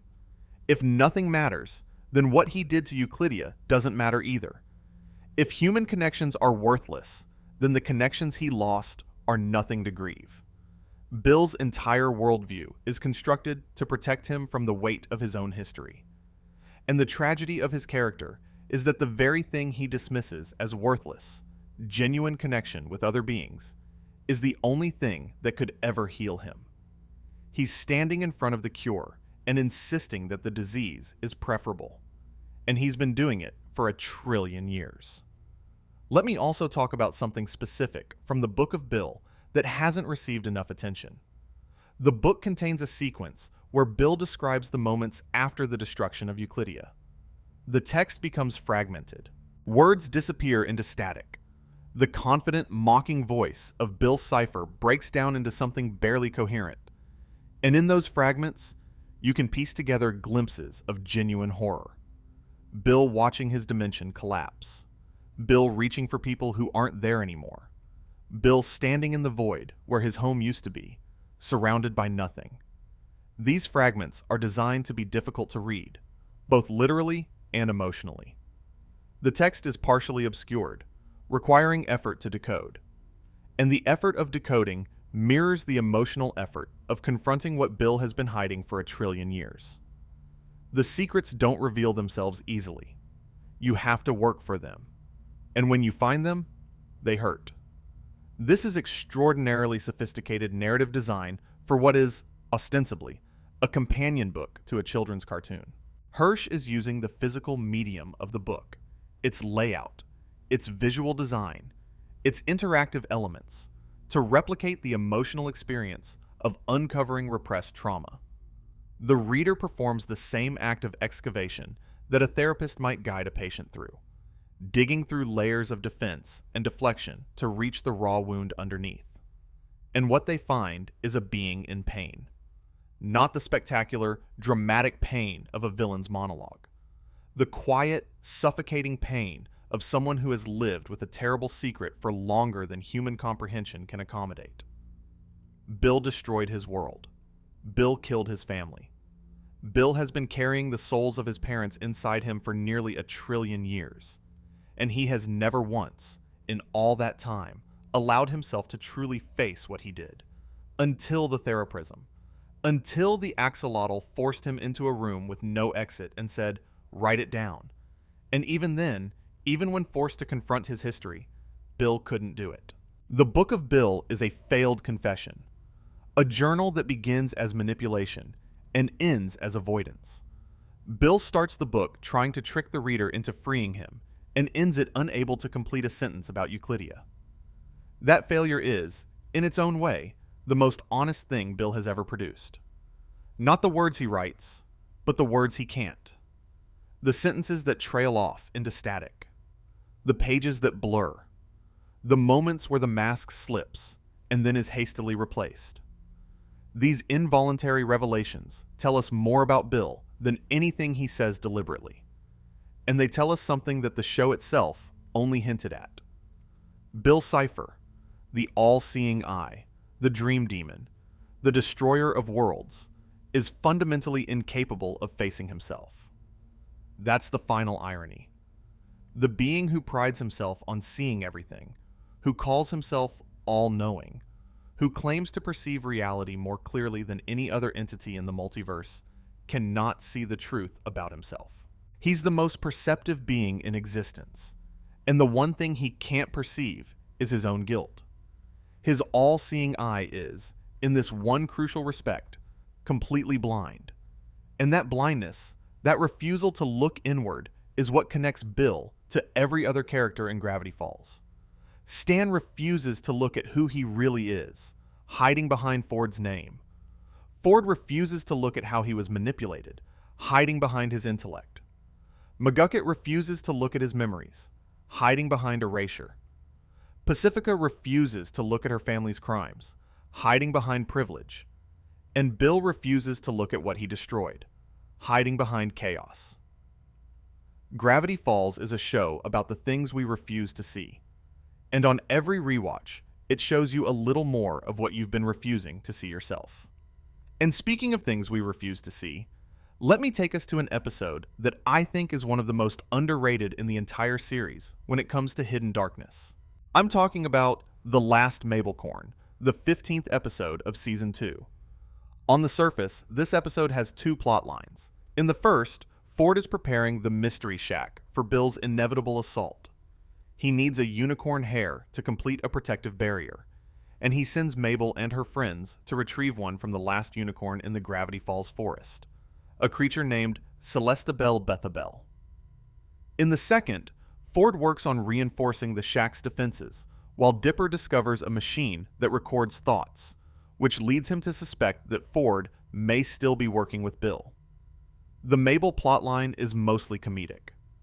Celestabel Bethabel turns out to be a fraud, a narcissistic unicorn who gatekeeps access to her hair by claiming that only the pure of heart can touch it, then declaring that nobody who comes to her is pure enough.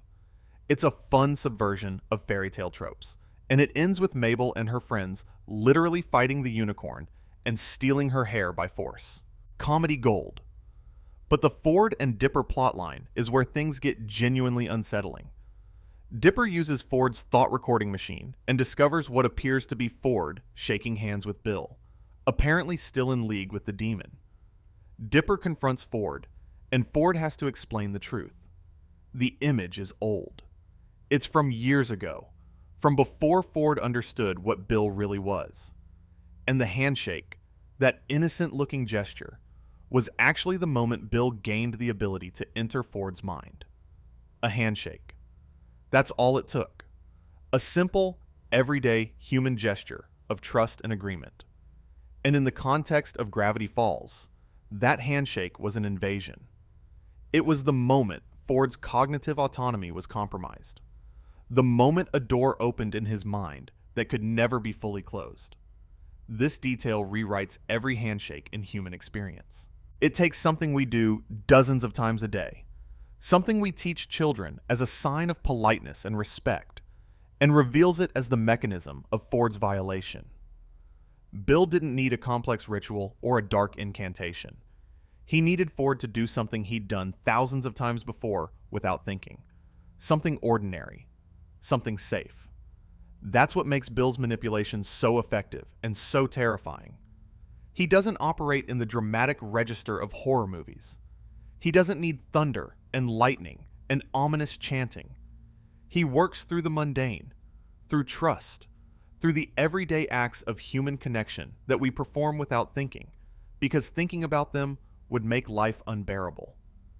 And the scene where Ford reveals the metal plate in his skull, the one he had surgically implanted to prevent Bill from re-entering his mind, is one of the show's most chilling moments. Here is a man who was so violated by a handshake that he had surgery on his own brain to prevent it from happening again. The plate is a scar. It's evidence. It's Ford's permanent reminder that the most ordinary gesture of his life was also the most catastrophic. On a first viewing, the metal plate is a cool plot detail, a defense mechanism, a sign that Ford is smart and resourceful. On a rewatch, it's a wound, a measure of how deeply Bill hurt him. And the fact that Ford carries it inside his skull, invisible to everyone around him, is its own kind of metaphor. The damage that abusers do is often invisible. It lives inside the victim, hidden from view, shaping every decision they make without anyone else ever knowing it's there. Now, I want to spend a few minutes on something we haven't given proper attention to, and that's the role of Time Baby and the time enforcement apparatus in Gravity Falls. Because the show's treatment of time, fate, and cosmic authority is another area where the darkness runs deeper than you'd expect. Time Baby is presented as the ruler of the future, an enormous, all-powerful infant who controls the time police and enforces the laws of temporal reality. He's absurd. He's funny. A giant baby in a diaper who commands armies and passes judgment on temporal criminals. On a first viewing, he's one of the show's best comedic inventions. But think about what Time Baby actually represents. He's an absolute authority who controls the fundamental structure of reality. He decides what events are allowed to occur and which ones must be prevented. He commands a police force that travels through time to enforce his will. And there is no oversight, no appeal, no democratic process. Time Baby is a dictator, a cosmic tyrant who happens to be shaped like an infant. And when Bill destroys Time Baby during Weirdmageddon, vaporizing him with a single blast, the show plays it as a moment of villainy, which it is. But it's also the destruction of the only entity in the universe that was maintaining temporal order. With Time Baby gone, the laws of time are unenforceable. Paradoxes can occur unchecked. The timeline is unprotected. The show's end credit cryptogram reveals that Time Baby will eventually reconstitute, but it will take 1,000 years. That means for a millennium, reality has no temporal guardian. No one is watching the timeline. No one is preventing paradoxes. No one is enforcing the laws that keep cause and effect functioning properly. And this connects to a larger point that the show makes about authority and protection. Every protective structure in Gravity Falls is either corrupt, incompetent, or destroyed. The police can't protect the town.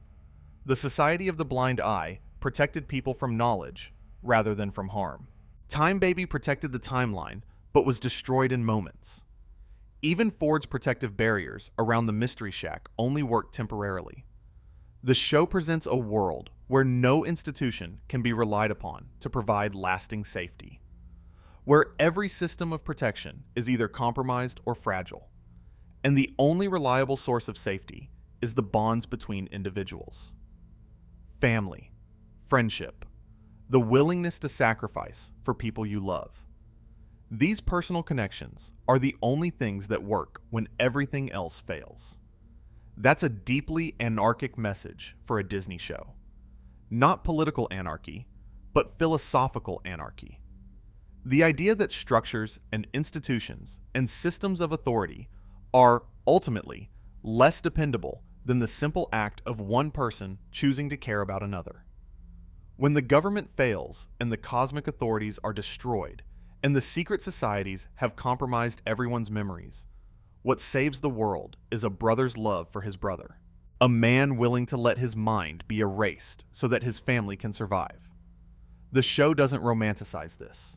It shows the cost. Stan's sacrifice isn't painless or clean or easy.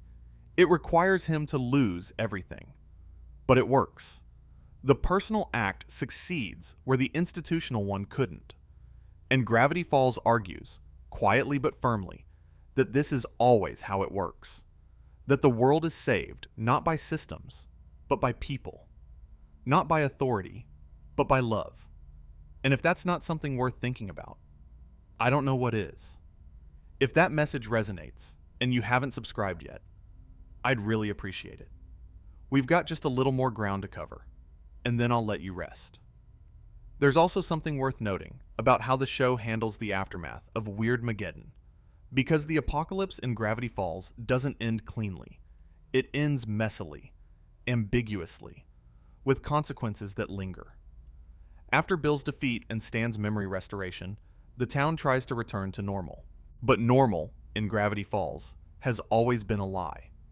Normal was a construct maintained by the Society of the Blind Eye's memory gun. Normal was a fabrication built on decades of systematic amnesia. And now, after Weirdmageddon, the entire town has witnessed the supernatural firsthand. They can't unsee what they've seen. They can't unfeel what they've felt. The memory gun is gone, destroyed in the show's events, and for the first time in decades, the people of Gravity Falls have to live with the full knowledge of what their town really is. The show doesn't spend much time on this aftermath. There's too much else to resolve. But the implication is staggering. An entire community, suddenly forced to integrate experiences that they have no framework for understanding. People who went about their daily lives for years, blissfully unaware of the monsters in their forest and the demon in their sky, now have to live with the knowledge that all of it was real. That the world is stranger and more dangerous than they ever imagined, and that the comfortable amnesia they'd been living in was itself a form of violation. This is, in a very real sense, what happens after any period of enforced ignorance. When the truth finally emerges, when the structures that maintain the fiction collapse, the people who were protected by the lie are often worse off than if they'd known all along. Because they have to process not just the truth itself, but the betrayal of having been kept from it. They have to grieve not just for what they've lost, but for the time they spent not knowing they'd lost it. The citizens of Gravity Falls will carry this with them for the rest of their lives. The summer of Weirdmageddon won't just be a bad memory. It will be the moment they discovered that everything they thought they knew about their world was wrong. And that discovery, that forced awakening, is itself a kind of trauma. Even if the intention behind the Society of the Blind Eye was protective, even if McGucket genuinely believed he was helping, the result is a town full of people who have been fundamentally destabilized by the collision of their assumed reality with the actual one. And isn't that, in a way, what rewatching Gravity Falls does to us? Not on a cosmic scale, obviously, but on a personal one. Each rewatch forces us to confront the gap between what we thought we were watching and what was actually there. Each layer of darkness we discover is a small-scale Weirdmageddon of the mind. A moment where our comfortable understanding of the show is disrupted by a deeper, more disturbing truth. The show does to its audience what reality does to the citizens of Gravity Falls. It strips away the comfortable fiction and reveals what's underneath. And what's underneath is always more complex, more painful, and more real than the fiction that covered it. Now let me talk about something that connects several of the threads we've been exploring, and that's the concept of trust in Gravity Falls. Because this show has a remarkably sophisticated and remarkably dark understanding of what trust is, how it works, and how it fails. Every major relationship in the show is defined by trust or its absence. Dipper trusts the journal, and that trust leads him into danger. Mabel trusts Stan, and that trust is founded on a lie. Ford trusted Bill, and that trust destroyed his life. McGucket trusted Ford, and that trust cost him his mind. Pacifica trusts her family, and that trust keeps her imprisoned. And the show argues consistently that trust itself isn't the problem. The problem is misplaced trust. Trust in the wrong person. Trust in someone who has their own agenda. Trust that's given freely to someone who will use it as a weapon. Bill Cipher is the ultimate expression of this theme. He doesn't force anyone to do anything. He asks. He persuades. He makes offers. He extends his hand and waits for you to shake it. And when you do, when you give him your trust, he uses it to destroy you. Not because he hates you, necessarily, but because your trust is useful to him. Your trust is a resource, a tool, a means to an end. The show's darkest insight about trust is this: the act of trusting someone gives them power over you. And in a world where some beings understand this dynamic better than others, where some people are always looking for others' trust to exploit, the simple, necessary, fundamentally human act of placing your faith in another person becomes a form of vulnerability. This is true in the real world too, of course. Every time you trust someone, you're making yourself vulnerable to betrayal. Every relationship, every friendship, every partnership is built on the assumption that the other person won't use your trust against you. And most of the time, that assumption holds. Most people don't betray trust deliberately, but some do. And Gravity Falls, through Bill, through the Northwests, through the Society of the Blind Eye, shows us what happens when the people we trust are not who they claim to be. When the muse is actually a manipulator. When the protector is actually a suppressor. When the family that's supposed to nurture you is actually programming you. And the show's answer to this isn't cynicism. It doesn't tell you to stop trusting people. It tells you to trust carefully, to pay attention, to look for the signs. And most importantly, it tells you that when trust is broken, the failure isn't yours. The failure belongs to the person who exploited your good faith. Ford isn't weak because Bill deceived him. Stan isn't foolish because he trusted his father. McGucket isn't stupid because he believed Ford would protect him. They're human. And being human means needing to trust, even when trust is dangerous. That's a nuanced, compassionate, and genuinely wise message for a show aimed at children. And it's delivered not through lectures or after-school special moralizing, but through the lived experiences of characters who feel real, even though they're animated. And I think this is a good moment to talk about something that I've been circling around for a while now, which is the way Gravity Falls handles the concept of forgiveness. Because forgiveness is central to the show's resolution, and the way it's depicted is far more complex than most stories attempt. In the series finale, after everything that's happened, after the identity theft and the lies and the decades of resentment, Stan and Ford reconcile. They forgive each other. They set out on the adventure they dreamed of as children, sailing the Arctic on the Stan of War II, finally fulfilling the promise they made to each other when they were kids. On a first viewing, this is a triumphant moment. The brothers reunited at last. The dream realized. The wounds healed. It's the kind of resolution that makes you want to cheer. But on a rewatch, the reconciliation raises questions that the show doesn't fully answer. And those questions are darker than the resolution itself. Can you really forgive 30 years?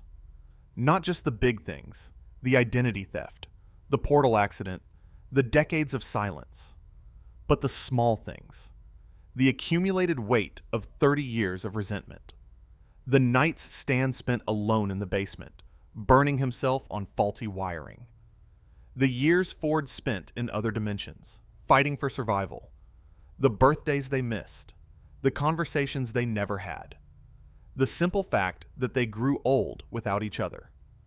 Forgiveness in real life isn't a single moment. It's a process, a daily choice to not let the past define the present. And the show, in its finite runtime, can only give us the beginning of that process. We see Stan and Ford shake hands. We see them sail away together. But we don't see the hard conversations that must follow. The nights where old resentments surface. The moments where one brother says something that opens an old wound, and the other has to choose again to forgive. The show trusts its audience to understand that the reconciliation isn't the end of the story. It's the beginning of a different one. A story about two old men trying to build a relationship from the ruins of the one they destroyed. And that story, the one the show doesn't tell, might be the most challenging one of all. Because here's the thing about forgiveness that Gravity Falls understands implicitly. Forgiveness doesn't undo the damage. It doesn't restore the lost years. It doesn't heal the scars. What it does is create the possibility of moving forward despite the damage. It doesn't fix the past. It frees the future. And that's a hard truth. Harder, in some ways, than any of the supernatural horrors the show depicts. Because it means that even in the best case scenario, even when reconciliation is possible, the pain remains. The wasted years remain. The things that were said and done and suffered remain. Forgiveness isn't erasure. It's coexistence. It's choosing to live alongside the pain rather than being consumed by it. Stan and Ford sailing together isn't a happy ending in the traditional sense. It's a brave one. Two men who have every reason to hate each other, choosing not to. Two men who have been apart for most of their adult lives, choosing togetherness despite not knowing if it will work. Two men who have caused each other immeasurable pain, choosing to try anyway. That's not a fairy tale resolution. That's the real, difficult, imperfect kind of healing that actual human beings have to do when they've been hurt by the people they love most. And the fact that Gravity Falls depicts it, that it trusts its young audience to understand the difference between easy resolution and genuine reconciliation, is one of the bravest things about the show. And it connects to every other character's arc too. Mabel forgives Dipper for almost choosing Ford's apprenticeship over her. Dipper forgives Mabel for the events that led to Weirdmageddon. The town forgives Stan for his decades of deception. McGucket forgives himself, or begins to, for the damage he caused. Even Pacifica, in opening the mansion gates, is performing a kind of forgiveness, choosing to release her family from the debt of a broken promise, even though she didn't break it herself. Forgiveness isn't just a plot resolution in Gravity Falls. It's the show's moral center, the thing that separates its heroes from its villains. Because the one character who never forgives, who never lets go, who never moves forward, is Bill Cipher. Bill holds on to his grievances for 1 trillion years. He nurses his resentment against Uklidia, against Ford, against the entire physical universe. He can't forgive his world for not believing him. He can't forgive himself for destroying it. And his inability to forgive is what keeps him trapped in a cycle of destruction that never leads anywhere. Bill is what you become when you can't let go. When the wound becomes your identity. When the resentment becomes your fuel. He's the cautionary tale at the heart of Gravity Falls. A being of infinite power and zero wisdom, who could have had anything but chose to have nothing, because nothing is what you get when you refuse to forgive. And the show places this cautionary tale right next to the example of its opposite. Stan, who forgives. Stan, who lets go. Stan, who gives up his memories, his identity, everything he is, not out of weakness, but out of love. Stan, who shows that forgiveness isn't just about the other person. It's about yourself. It's about choosing to stop carrying the weight, to stop feeding the anger, to stop building your life around the thing that hurt you. That's the final lesson of Gravity Falls. Not encoded in a cipher or hidden in the background art. Just there, in the story itself, waiting for you to see it. Forgive. Not because the person who hurt you deserves it, but because you deserve to be free of the hurt. Because carrying it forever turns you into Bill, and letting it go turns you into Stan, sailing into the unknown with the person you thought you'd lost. Finally free. That's the thought I'd like you to carry with you as we move into the final reflection of this deep dive. Let me take us to one more specific area before we begin wrapping up. I want to talk about Alex Hirsch himself, because understanding the creator helps illuminate the creation. Hirsch was born on June 18th, 1985. He grew up in Piedmont, California, which is also where Dipper and Mabel are from. He has a twin sister, Ariel, who served as the primary inspiration for Mabel. The show's central dynamic, twins navigating a strange and sometimes frightening world together, is drawn directly from Hirsch's own childhood experience of being a twin and the unique bond that relationship creates. But the autobiographical elements go deeper than the surface details. Hirsch has spoken about his own experiences with family dysfunction, with feeling different, with the complicated process of growing up. And the show channels those experiences into something universal without ever feeling self-indulgent or confessional. What's most remarkable about Hirsch as a creator is his commitment to honesty. Not literal honesty, obviously. The show is full of monsters and magic and interdimensional portals, but emotional honesty. Hirsch refuses to simplify the emotional realities of his characters' experiences. Stan's pain is real. Ford's violation is real. McGucket's addiction is real. And Hirsch treats them with a seriousness that communicates respect for both the characters and the audience. Hirsch also voices several characters in the show, most notably both Grunkle Stan and Bill Cipher. The fact that the same person voices the show's most sympathetic character and its most terrifying villain creates an unsettling resonance. Stan's gruff warmth and Bill's manic cruelty come from the same voice, and there are moments where you can hear one character's cadence in the other's dialogue. It's as if the show is telling you that the line between hero and villain is thinner than you think, that the same voice can comfort you and destroy you, that the difference between Stan and Bill isn't fundamental. It's circumstantial. Hirsch also made the deliberate decision to end the show after 2 seasons, despite the fact that Disney would have happily continued it for years. And this decision, which might seem like a business miscalculation, is actually central to what makes Gravity Falls work. The show is designed as a complete story, a single summer with a beginning, middle, and end. And by ending it when he did, Hirsch ensured that the story retained its structural integrity. Nothing is padded, nothing is filler. Every episode contributes to the larger narrative, and the darkness of the show is never diluted by the need to produce more content than the story can support. There are many showrunners who talk about their shows as finite stories. Very few actually follow through. Hirsch did, and the result is a show that functions as a single, cohesive work of art rather than an ongoing commercial product. Gravity Falls doesn't overstay its welcome. It arrives, it tells its story, and it leaves. And the absence it leaves behind is part of the story itself. Because the ending of Gravity Falls, the departure of Dipper and Mabel, the resolution of the summer, is also the ending of the audience's time in this world. When the twins get on the bus and leave Gravity Falls, we leave too. The mysteries are solved. The secrets are revealed.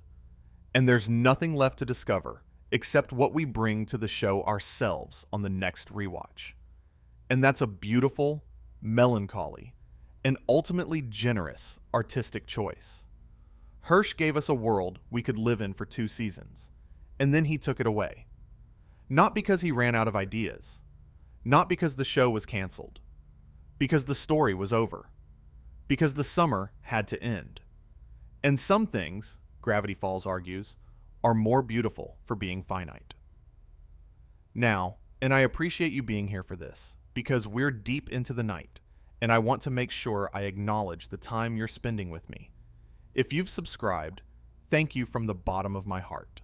If you haven't, there's still time, and it really does matter. Every subscriber is a person who says, yes, this kind of thoughtful, long-form exploration is worth supporting. And that message keeps us going. Let me bring us to one more dark revelation before we begin the final reflection. Because there's an aspect of the Book of Bill that we haven't discussed, and it might be the most disturbing thing in the entire Gravity Falls mythology.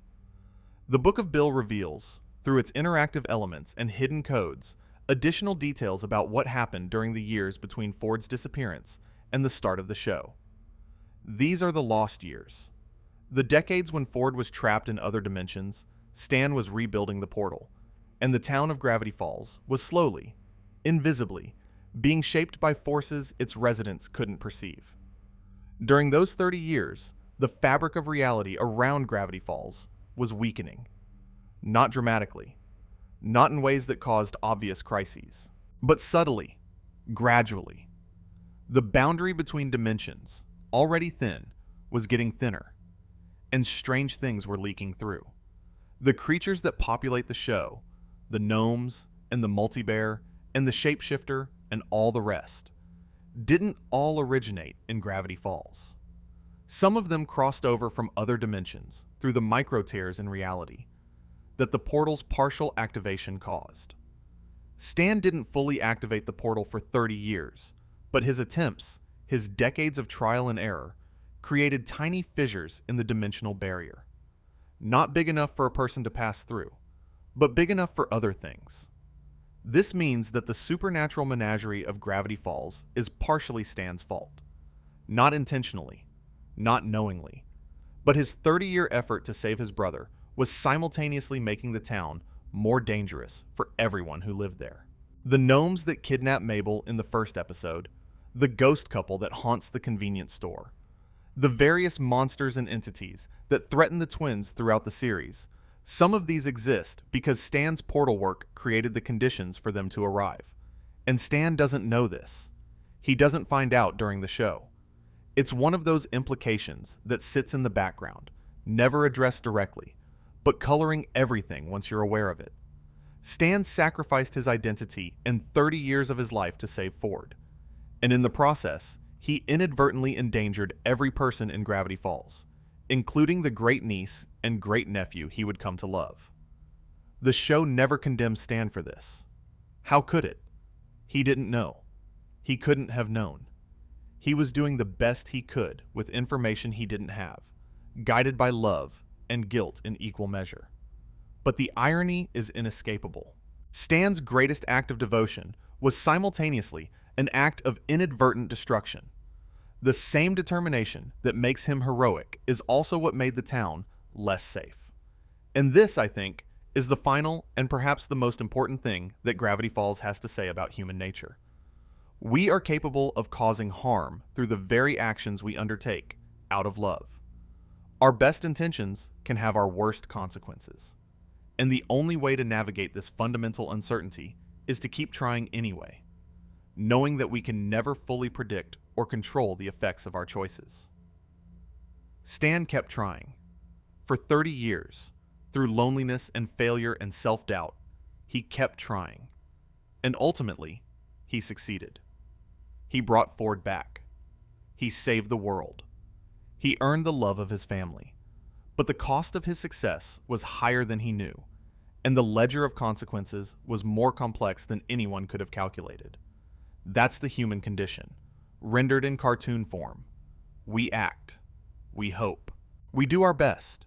And we never quite know whether the net effect of our lives has been positive or negative. We just keep going and hope that the love outweighs the damage. Before we get to the final reflection, there's one more thread I want to pull, and it might be the thread that ties everything together. I want to talk about the concept of the deal, because deals are, in many ways, the fundamental unit of storytelling in Gravity Falls. And the way the show uses deals reveals something profound about its understanding of human nature. Every major turning point in Gravity Falls involves a deal. Ford makes a deal with Bill, knowledge in exchange for access to his mind. Stan makes a deal with himself, a stolen identity in exchange for a chance to save his brother. McGucket makes a deal with the memory gun, peace of mind in exchange for cognitive function. Gideon makes a deal with Bill, power in exchange for servitude. Mabel, unwittingly, makes a deal with Blendon as Bill, the rift in exchange for an endless summer. Even Pacifica's family operates on a deal structure. The lumberjacks build the mansion in exchange for a party that never happens. And in every single case, the deal costs more than it promises. The knowledge Ford gains comes with a parasite in his mind. The identity Stan steals comes with 3 decades of isolation. The peace McGucket buys comes with his sanity. The power Gideon receives comes with his soul. The endless summer Mabel is offered comes in the form of a cage. And the mansion the lumberjacks built comes at the cost of their lives. This pattern is so consistent that it becomes the show's central thesis. There is no such thing as a free lunch. Everything has a price, and the price is always hidden in the fine print that nobody reads. Now, this is a common theme in fiction. Deal with the devil stories are as old as storytelling itself. But Gravity Falls does something unusual with the trope. It doesn't just show that deals are dangerous. It explores why people make them anyway. People make deals in Gravity Falls because they're in pain. Ford makes his deal with Bill because he's lonely and desperate for connection. Stan makes his deal with himself because he's consumed by guilt. McGucket makes his deal with the memory gun because he's traumatized. Gideon makes his deal because he's a child trying to feel powerful in a world that makes him feel small.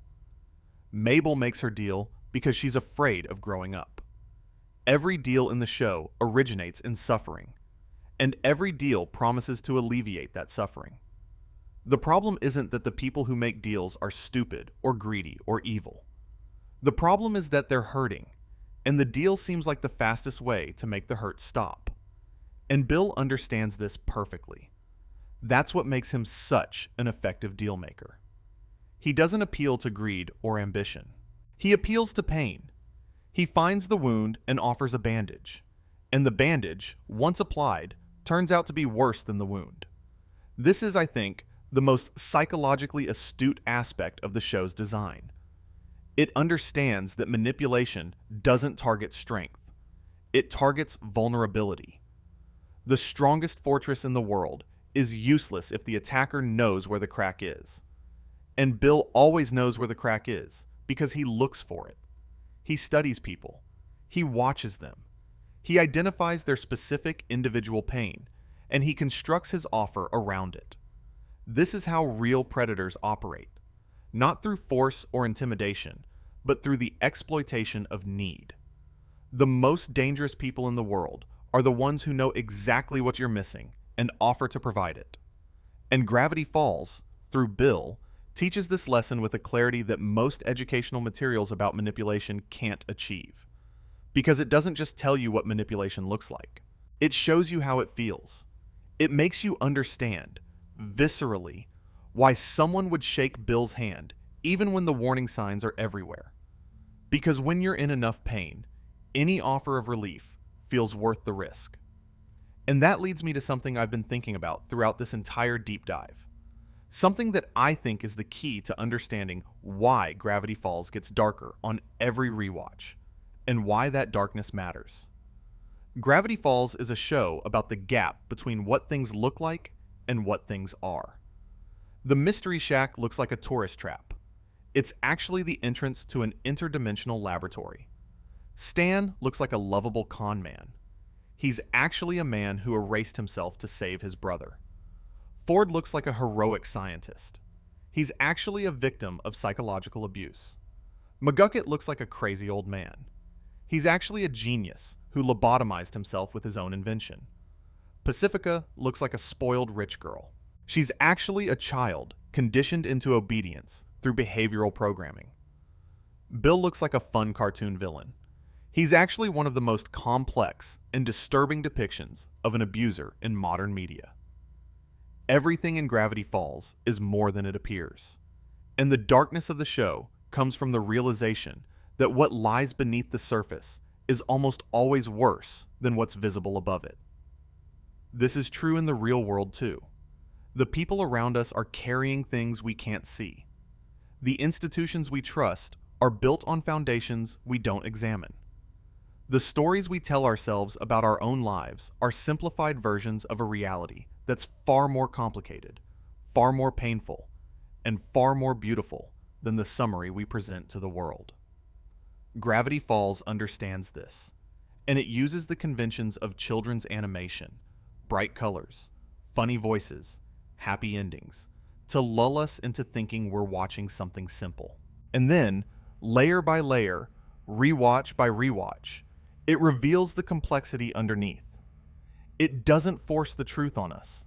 It lets us discover it at our own pace. And every time we come back, we're ready to see a little more. That's the genius of the show. It's not just dark. It's strategically dark. It arranges its darkness in layers, like geological strata, so that each viewing excavates a new stratum. The surface layer is fun. The next layer is intriguing. The layer after that is surprising. And eventually, deep enough down, you hit something that genuinely disturbs you. Something that makes you look at the show differently. Something that makes you look at the world differently. And that's not an accident. That's design. Hirsch designed Gravity Falls to be a show that grows with its audience. A show that a 10-year-old can enjoy and a 30-year-old can be disturbed by.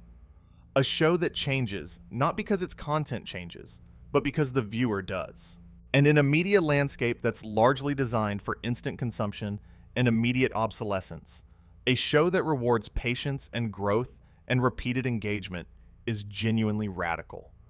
There's one more thing I want to explore before we bring this all home, and it's something that I think gives Gravity Falls its ultimate emotional power. I want to talk about endings, about how the show uses the concept of an ending, not just narratively, but philosophically. Gravity Falls is a show about a summer, not a school year, not a lifetime. A summer, 3 months. And from the very beginning, the audience knows that the summer will end. Dipper and Mabel will leave. The Mystery Shack will become quiet. The adventures will stop. This isn't a spoiler. It's the premise. The show is, structurally, a countdown. And that countdown gives everything in the show a weight that it wouldn't otherwise have. Every moment of joy is tinged with the knowledge that it's temporary. Every discovery is shadowed by the awareness that the discoverers will soon leave. Every relationship is conducted under the unspoken understanding that separation is coming. This is, of course, a metaphor for childhood itself. Childhood is a summer. It feels endless while you're in it, but it's already ending from the moment it begins. And the experiences you have during that summer, the friendships, the discoveries, the fears and the triumphs, they shape the rest of your life, even though they're over before you're ready. Gravity Falls captures this feeling with extraordinary precision. The final episode, Weirdmageddon Part 3, Take Back the Falls, isn't just a battle against Bill Cipher. It's an ending. The last day of summer. The bus is coming. And Dipper and Mabel have to say goodbye to a place that changed them fundamentally. And the goodbyes are specific. They're not generic, sentimental farewells. They're individual, detailed partings that acknowledge the particular relationship each character has with the twins. Seuss, who found in Dipper and Mabel the family his father never gave him. Wendy, who represented everything cool and aspirational about being a teenager. Grunkle Stan, who loved them more than he could ever express, and who they saved from oblivion. And Gravity Falls itself, the town that was never quite what it seemed, the place where the vending machine leads to another dimension, and the crazy old man in the junkyard used to be a genius. The show treats the ending of summer with the same gravity it gives to the cosmic conflicts. And in doing so, it argues that the personal stakes, saying goodbye to friends, leaving a place you love, accepting that a chapter of your life is over, are just as important as the universal ones. Maybe more important. Because cosmic conflicts can be resolved through heroism and sacrifice. But the passage of time can't be fought. The summer ends whether you want it to or not. And no amount of bravery can change that. This is, I think, the deepest darkness in Gravity Falls. Deeper than Bill's cruelty. Deeper than Stan's sacrifice. Deeper than McGucket's self-destruction. The deepest darkness is time itself. The unstoppable, indifferent mechanism that takes everything from you, not through malice, but through motion. The summer ends. The children grow up. The mysteries are solved. And you can't go back. On a first viewing, the ending of Gravity Falls is satisfying. On a rewatch, it's devastating. Because you know what's coming. You know the bus is coming. And every funny moment, every warm interaction, every scene of Dipper and Mabel laughing together in the forest is shadowed by the knowledge that it will end. And that shadow doesn't diminish the joy. It deepens it.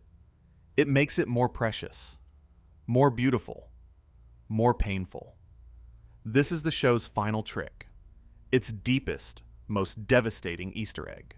Not a coded message or a background symbol, but the simple, inescapable fact that all good things end.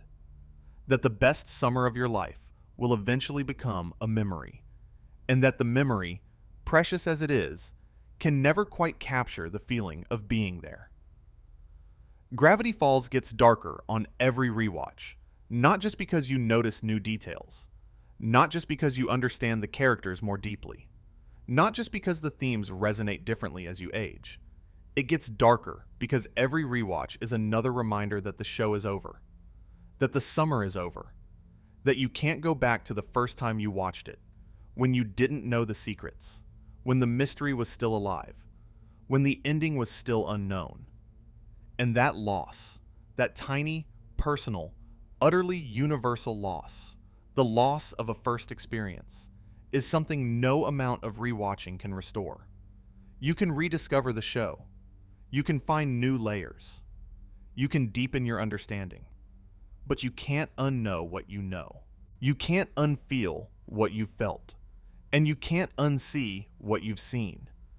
And so, in the end, the darkness of Gravity Falls isn't about Bill Cipher or the Northwests or the memory gun or the portal.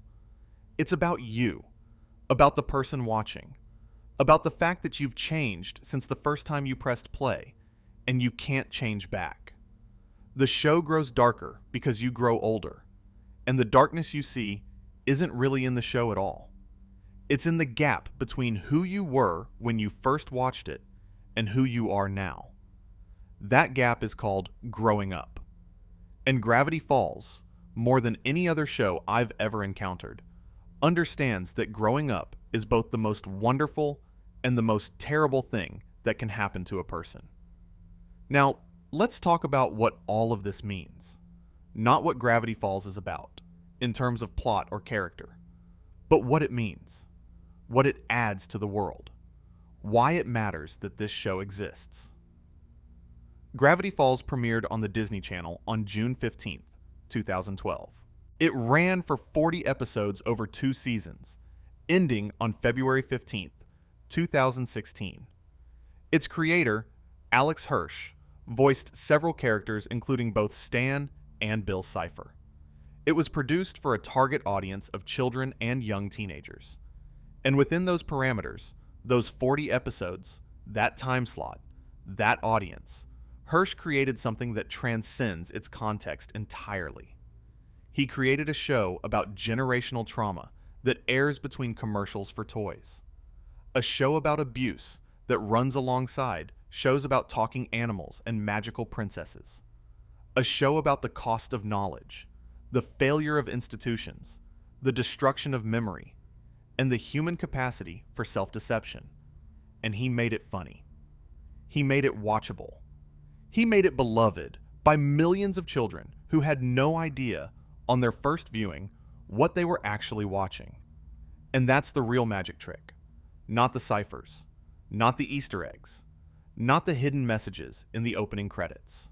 The real magic trick is that Gravity Falls taught a generation of children about the darkest aspects of human experience without ever making them feel like they were being taught. The lessons are in the story, the warnings are in the characters, and the wisdom is in the spaces between the jokes. Ford's story teaches you what manipulation looks like before you ever encounter it in the real world. Stan's story teaches you what sacrifice costs before you ever have to make one. McGucket's story teaches you what happens when you run from pain before you've developed the habit of running. Pacifica's story teaches you that you are not your family before you've had time to internalize the belief that you are. And Bill's story, perhaps most importantly of all, teaches you that the most dangerous people are often the most charming, the most insightful, the most willing to tell you that you're special. These are survival skills disguised as entertainment. And for the children who watched Gravity Falls at the age it was intended for, those survival skills are now part of their emotional vocabulary. When they encounter a Bill in their own lives, someone who flatters them and isolates them and makes them feel uniquely understood, they'll have a reference point. They'll know, somewhere in the back of their mind, that this is how the triangle demon operates. And that knowledge might protect them in ways that 100 after-school specials never could. That's the legacy of Gravity Falls. Not the fan theories, or the merchandise, or the viral moments. The legacy is a generation of children who grew up with a better understanding of darkness because a man named Alex Hirsch decided that children deserve honesty more than they deserve protection from the truth. And now, as we come to the end of this journey, I want to return to where we started. Because the title of this video is about lore that gets darker every time you revisit it. And I've been trying, over the course of these few hours, to take you through those layers. From the light surface of Easter eggs and coded messages, down through the medium depths of Stan's identity and Ford's manipulation, deeper into McGucket's addiction and Pacifica's conditioning, and finally to the darkest places. Bill's destroyed dimension, the Book of Bill's explicit horrors, and the philosophical questions that sit at the very bottom of the show's mythology. But here's the thing I want to leave you with. The reason Gravity Falls gets darker on every rewatch isn't just because the show contains dark material. It's because you change between viewings. The show is the same 40 episodes it always was. The Easter eggs haven't moved. The cryptograms haven't changed. The dialogue is identical frame by frame to what it was when it first aired in 2012. What changes is you. When you're 12, you watch Gravity Falls, and you see a fun mystery show with cool monsters and a scary triangle man. You laugh at Stan's jokes, and you cheer when the heroes win, and you feel sad when the summer ends. That's what the show is designed to give you at 12. When you're 16, you come back and you see a show about growing up, about the end of childhood, about the terrifying and exhilarating process of discovering that the world is bigger and stranger and more dangerous than you thought. You see Dipper and Mabel's journey as a reflection of your own, and the show gives you a language for experiences you're just beginning to have. When you're 20, you come back and you see the family dynamics. Stan's relationship with his father, Ford's isolation, the Northwest's generational toxicity.